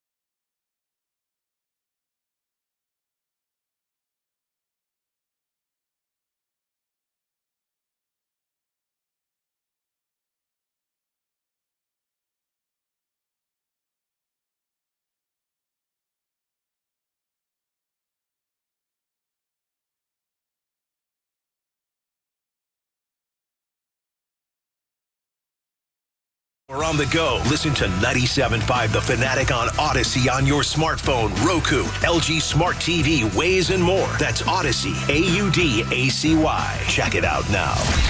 What's up, guys? It's Andrew. NBA playoffs are here, and you can turn crossovers into cash with FanDuel in partnership with Valley Forge. Just visit FanDuel.com/Fanatic right now and place a $5 bet, and you'll get an instant $150 in bonus bets, win or lose. Now, this is what I always suggest when I do this read. I tell you to use that $5 on an SGP, try to get a big payout, right? And I think the Sixers end it tomorrow. I think they win it in 4. I've been saying that since the start of the series. And you go with the Sixers money line. Now throw in a couple other bets to make the 3+ leg parlay, right? You can go Tyrese Maxey. How about Tobias Harris is over in rebounds? James Harden is over in assists. That's 4 legs right there. If it hits, beautiful. $5 turns into a nice little payout. If it doesn't, you're still getting the $150 back in bonus bets. There's no better place to bet all the playoff action than America's #1 sportsbook. Just go to FanDuel.com/Fanatic and sign up to get $150 in bonus bets when you bet your first $5. That's FanDuel.com/Fanatic. FanDuel, the official sports betting partner of the NBA. You got to be 21+ and present in PA. Bonus issued as non-withdrawable bonus bets that expire 7 days after receipt. Restrictions apply. See full terms at FanDuel.com/sportsbook. Gambling problem? Call 1-800-GAMBLER. More of the Anthony Gargano Show now on 97.5 The Fanatic. All right, it's 1:24. Don't forget, Game 4 sweep tomorrow. It's the early game, 1 o'clock. Tonight, you got to watch Boston and Atlanta. And the collision will be set for sometime next weekend. We believe Sunday will be the likely day when it's Comet versus the Earth. The collision that's going to happen. And who's who? To break it all down, see what he saw, especially after that crazy night last night. He is, of course, the preeminent basketball voice. That's it. And when it comes to NBA on ABC, ESPN, our man Tim Legler. Legs! What up, brother? What are we talking about today? Chest stomps or groin tips? What do you want to go with? I mean everything, right? So let's start with the lead of the game, and that would be one Tyrese Maxey. Yeah. Maximus called his own number, bailed them out last night after they lose Harden. Yeah, he was unbelievable down the stretch, man. That really looked like a game to me. I didn't think the Sixers were winning that game. Just the way it was trending. Harden's gone, and Embiid didn't look right. Playing with 5 fouls, he was gimping around a little bit. The Nets had that big run, took the lead. It looked like Brooklyn was going to get back in this series and at least make Game 4 very compelling. And then Maxey changed all of that, and he did it really on his own. He just decided to take the ball and go, and just big-time shot making. There's no other way to describe it. He was sensational. You know, and again, that was that really, such a big moments where they had fallen behind 5, and he ties it himself. And it looked like, and you tell me if you see it when it comes to maturity, that it looked like he was not deferring, that he knew that was his moment. And do you believe that players have moments like that, moments of growth that we can all see? Oh, yeah, definitely. And it's what I call it is certainty, right? So when a guy looks like he's certain of what the result's going to be, that's when you can tell that they've kind of gone to the next level. And he did last night. Now, he obviously doesn't get every one of those opportunities when Harden's playing and Embiid's playing. It's just not going to be like that every night. But the fact that he could sort of lay in wait until they absolutely had to have it and deliver like that, when the building had gotten into it a little bit, the Nets were sensing they had one opportunity to make a series. They had to maintain that lead and win that game. And so with all of that stacked up, it would have been easy, to walk out of there. The Sixers losing and say, okay, with everything that went on, it's kind of to be expected. They dropped that game, and Maxim's having none of it. And so you could just see how sure he was, particularly the one he rose up inside of a minute to break that tie. There was no doubt whatsoever in his mind what that was going to be, the end result of that shot. And that was the dagger. And again, I brought this up to you, before a couple times that, he's got to play better against Boston, and with Boston looming, having this kind of series, and he played great in game 2 too. To have this kind of series, it's a good confidence builder. Where you can bring it into Boston. Oh, his hands are going to be full too because, I described it like Embiid and Harden, for the most part, have to try to offset Brown and Tatum. Now you move on to the next guys, right? And Boston has more of those guys. So Maxey, for me, he's got to be the guy we're talking about instead of Brogdon or Derek White. I mean, that's what it's got to come down to. You have to feel him every night, and it's going to be a tall task for them. But let's finish up these first. I think there's a good chance there's 2 sweeps here to take place. But it looks like that's the collision course we've been waiting on all year. It's about to happen. Yeah, just who's the comet and who's Earth. So that's right. That's who we're looking at right now. Yeah. So let me ask you this, and let's go to the game, because the game was bizarre. It was one of the weird games, especially since the first half was, it looked pretty easy. Sixers controlled the half, no sweat, and then it got into that weird run where there were, a 3-minute race to the whole lead, and and they mucked it up. I mean, Brooklyn mucked up the game. Start with the kick. What did you think? Well, I think Embiid should have been ejected for that, just based on, my knowledge of what typically happens to guys when they retaliate in that way. And it's especially coming right off the Draymond situation. And I don't think this is going to rise to the level of a suspension, even if he had been ejected, because the league clearly said Draymond's history played into that decision as to why he was suspended. But I do think coming off of that play, it's similar in this regard. Both guys were provoked, right? Sabonis provoked Draymond. He grabbed his leg. He provoked him. Claxton provoked Embiid by stepping over him. But both guys, Draymond and Embiid, had a similar reaction. They had an intentional reaction, directly, physically, trying to not necessarily cause injury, but certainly connect with the guy. And so typically when a guy does that, it's an ejection, especially when it's an upward kick in that direction and headed toward the guy's groin. Now, he didn't end up hitting him there, and it's almost like that's what they used as a criterion. I just think that's weird to say, well, he didn't connect, so we're going to give a flagrant one. Well, doesn't intent matter? So what about if you throw a punch at somebody and they duck and you miss them in an NBA game? Does that mean, well, you didn't connect, you didn't break the guy's jaw, so he's not going to get a flagrant too? I mean, my only thing is it's different if you're like the Draymond stomp. I mean, the stomp is a more aggressive. This one more appeared like, what are you doing? And it was a flail piece as opposed to a direct, shot, what Draymond was trying to do. Well, look, visually, I agree with you that the stomp on the chest visually, and this is what I said like the next day when I said, look, I understand the suspension. I wouldn't have necessarily leveled a suspension if I was, sitting in that league office because, first of all, I just have a different mentality about the game and also the fact that the fans suffer enough as it is in a regular season when guys not playing, right? That's the way I would look at it.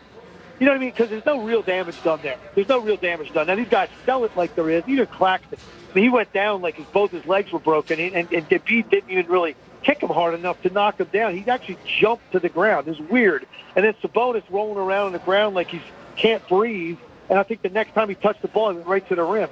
So these guys are professionals at selling stuff, and I'm just looking at it like this. The fans suffer enough. They wait all year for the best players to play hard and to play every night. So we don't need more guys missing games. But here's the thing. The stomp visually is worse. I agree with you. It's visually a bad look to stand over someone and stomp down on them. I agree. But for me, the intent is the same. Embiid clearly intentionally kicked his leg up, and it just so happened that Claxton's body was a little bit more forward, and he ends up kicking him in the rear end more, or his leg, more than anything. If he doesn't, then he connects with him, and it's probably that's going to sting for a minute, obviously. So I just don't think what my problem with it all, Anthony, is there's no criteria. And intent didn't seem to play into it with this at all. And then you get this ridiculous ejection of James Harden, which I think may be the worst ejection I've seen in any type of play like that in my entire broadcast career. I've never seen anything like that because all he was doing was putting his left arm out all ball handlers do it in the NBA. You put your left hand out to kind of get some contact to protect them from reaching in to poke at the ball, but you're about to dribble with your right hand. And also, he's going to go into a little bit of a step back, and they all go off arm. And so you'd have to go over and look at the monitor, and you'd have to make the determination that he intentionally punched him in the groin. That's basically the only way you can come to that conclusion. And that is what they did. So, again, he connected. So if he had hit him, they're saying in the stomach, it's okay. If he hit him in the inside of the thigh, it's okay. But they think he hit him right there, in that bullseye, and that means, therefore, since you connected, then, you're out, and it had to be intentional. I don't know how you come up with all of that looking at that replay. It was just absolutely bizarre that Embiid would not get ejected and Harden would. I just thought that And I guess that's where people start bringing up it was a makeup piece. That because they felt like they should have, and I guess in the arena they kept showing the Embiid thing over and over again. So, and the crowd just kept getting more riled and riled. So maybe that was a reaction to like a makeup call almost. Hey, listen, and there's a human factor in it. The referees are human beings. Also when Embiid did the gesture he made when they came out of that review and said it was a one, he's pointing at the back of his name on the back of his jersey. What's he saying? He's basically saying, I'm Joel Embiid. They're not throwing me out for that. Right? So, and who knows? Does that play into it? So there's a lot of factors, which is what I'm saying from the beginning. There's no criteria. This is way too subjective. There needs to be more criteria. You're right about that. Especially when you think about the history of the league and the stuff that would get. We're going to be talking about Sixers Celtics and the picture with Bird's hands around Doc's throat. I mean, and there's one more component, Anthony, I got to mention, because I want to give the referees a little bit of leeway in this regard. There is so much theatrics that are going on possession by possession with guys and their reaction to contact. Yeah. That I think officials are having a very difficult time discerning half the time what's real and what isn't, because these guys are every trip. Someone is trying to trick an official into a call. What happened in the old days is just guarding a guy, man. Stay on your feet and guard a guy. Yeah. And go up in the air and contest the shot at the end. If you make the shot, play him the same way the next time. That's not the way guys are defending. Guess what, by the way, I got this for you. You're going to get a ton of it if they do get Boston, because there's very few people as good at it as Marcus Smart is. Yeah, he's the best. He's the best at it. You know what's amazing? You're so right about that. I remember we used to play defense calls fouls. Like just messing around, but that was the culture of the game.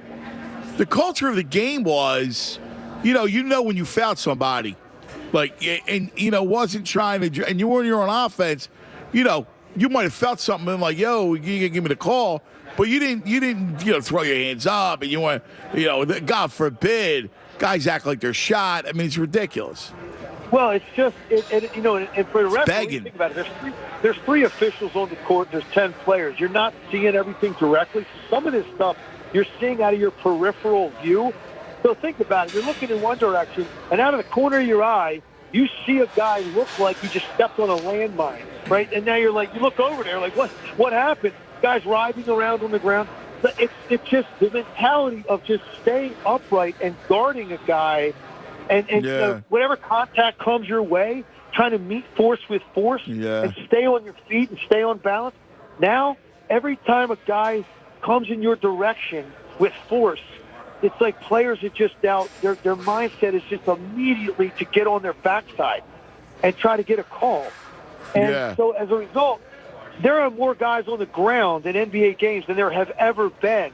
And it's very difficult for these three officials to weed through all of it, which is why on these rare instances, when you do get to go look at a monitor, they should get it right. And that's why I thought they really just missed the base on the Harden play completely. Yeah. No, it's so fascinating. What'd you think of the way Jacques Vaughn played it yesterday, where he just tried to muck it up and grind it out and just try to make it into that kind of game? It was an ugly. Yeah, well, Yeah, he did. I don't think he doesn't have a choice. They don't have the firepower Philly has. It's very difficult for them to go toe-to-toe with them. And so they got to figure something out. Now, I have been shocked at the lack of adjustment that they have made, and Philly, to be honest with you, because I don't think Philly's done a lot of adjusting to way Embiid is being covered. They just continue to give him the ball basically in the middle of the floor, top of the key, elbows, like the whole game. He's never in the low post. I think there are ways that you can run some action and get him the ball in the low post. Understand that he's going to get doubled or tripled. I understand that. But if you prepare with the set you're going to run to get him the ball in the deeper post and make him aware by looking at the film and walking through it in practice, listen, this is where it's going to come from, and this is where your teammates are going to be. This is the dive guy. These are the two shooters. It makes the decision easy for a beat out of the low post, and I think the shot quality could get better. To watch him just stand there in the perimeter the entire game with 2 and 3 guys running at him, I didn't think they adjusted enough. And I also think Jacques Vaughn, it's amazing that he's going with the same coverage 3 games in a row with no adjustment. And there's just no way you can play an NBA team the way that Brooklyn is playing Philadelphia and expect to win. You just can't. You can't do it. Because, first of all, they're not even getting their doubles down right, because sometimes he catches it and 2 different guys are running at him, which goes to show you there's a little bit of a randomness to it, and as a result, their rotations are terrible. So Philadelphia, to me, it really shouldn't have been as close as it was in Game 3 when it's this predictable that you're going to have all kinds of stuff open to you, because the weak side defenders are literally scrambling around, and it's different every trip where they're going to cover and who's got first pass, who's got second pass, because the double teams they look random in so many cases, and it's totally selling out to one guy in the middle of the floor. You should be able to beat a team or even beat in a one-possession game if that's how you're going to guard a team for 48 minutes.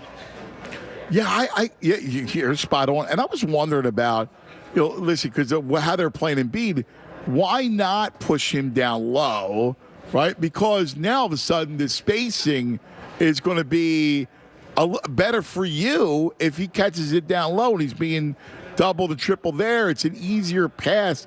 Instead of having to deal with a hockey assist, he'll get a direct dime with the ball down there.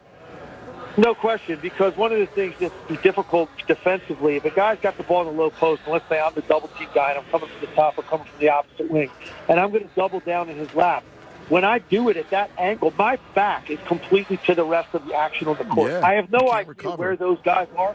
When he catches it at the top of the key, I can run and actually affect him as a double team guy with my shoulders still square to the guy that I'm guarding, so I can still see what's going on. So my rotation out of there, right? I can get back quicker. When you let Embiid catch the ball in the low post, I'm not just saying you run him up the floor and let him wrestle all night to try to get position, because that's exhausting.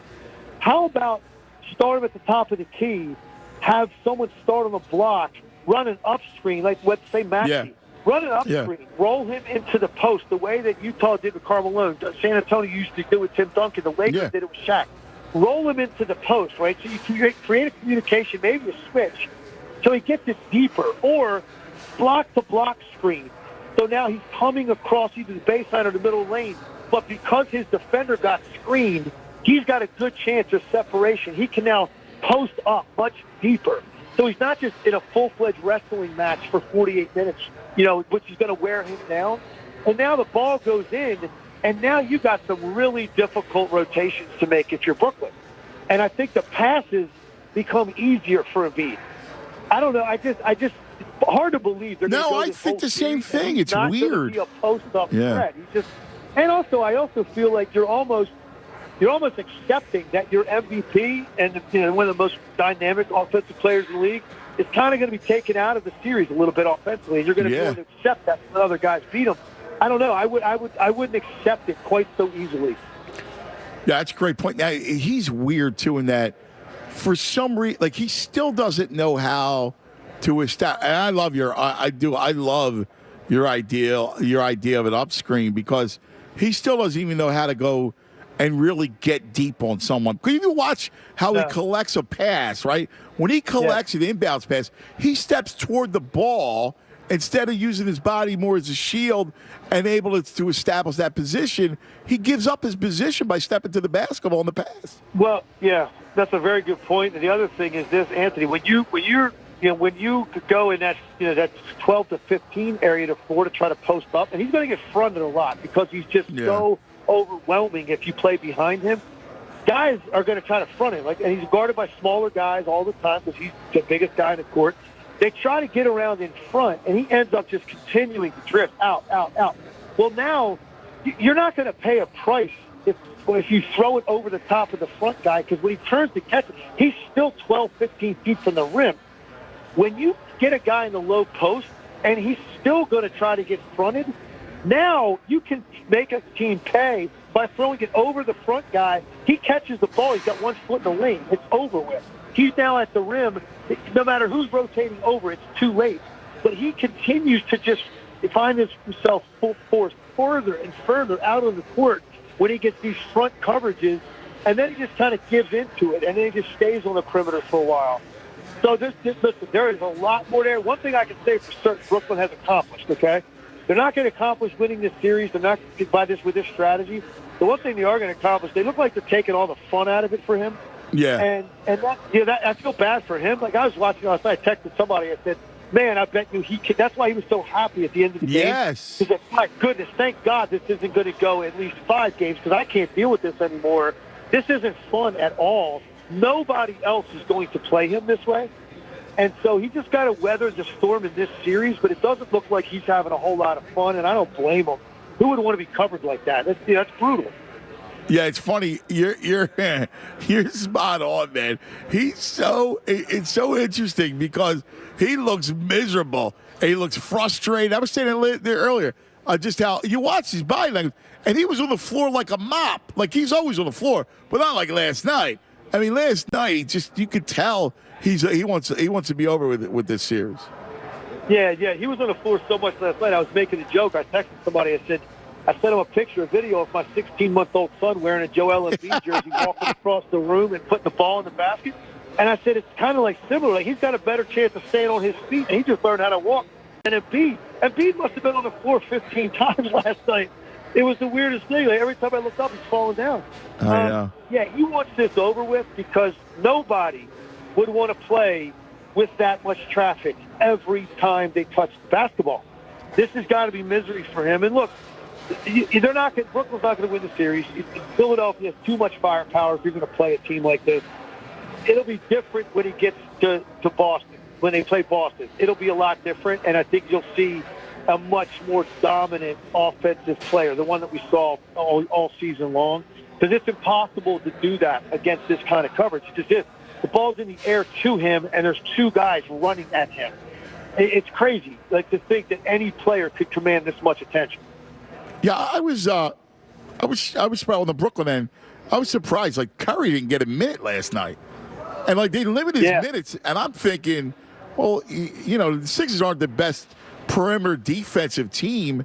I know Curry's not what he used to be, but he can still shoot the ball, he can still score, and they lack. He can shoot it. I think what happened, there was a lot of pressure being put on Jacques Vaughn to get Cam Thomas minutes, because I don't understand the Cam Thomas situation. Like, I just don't get.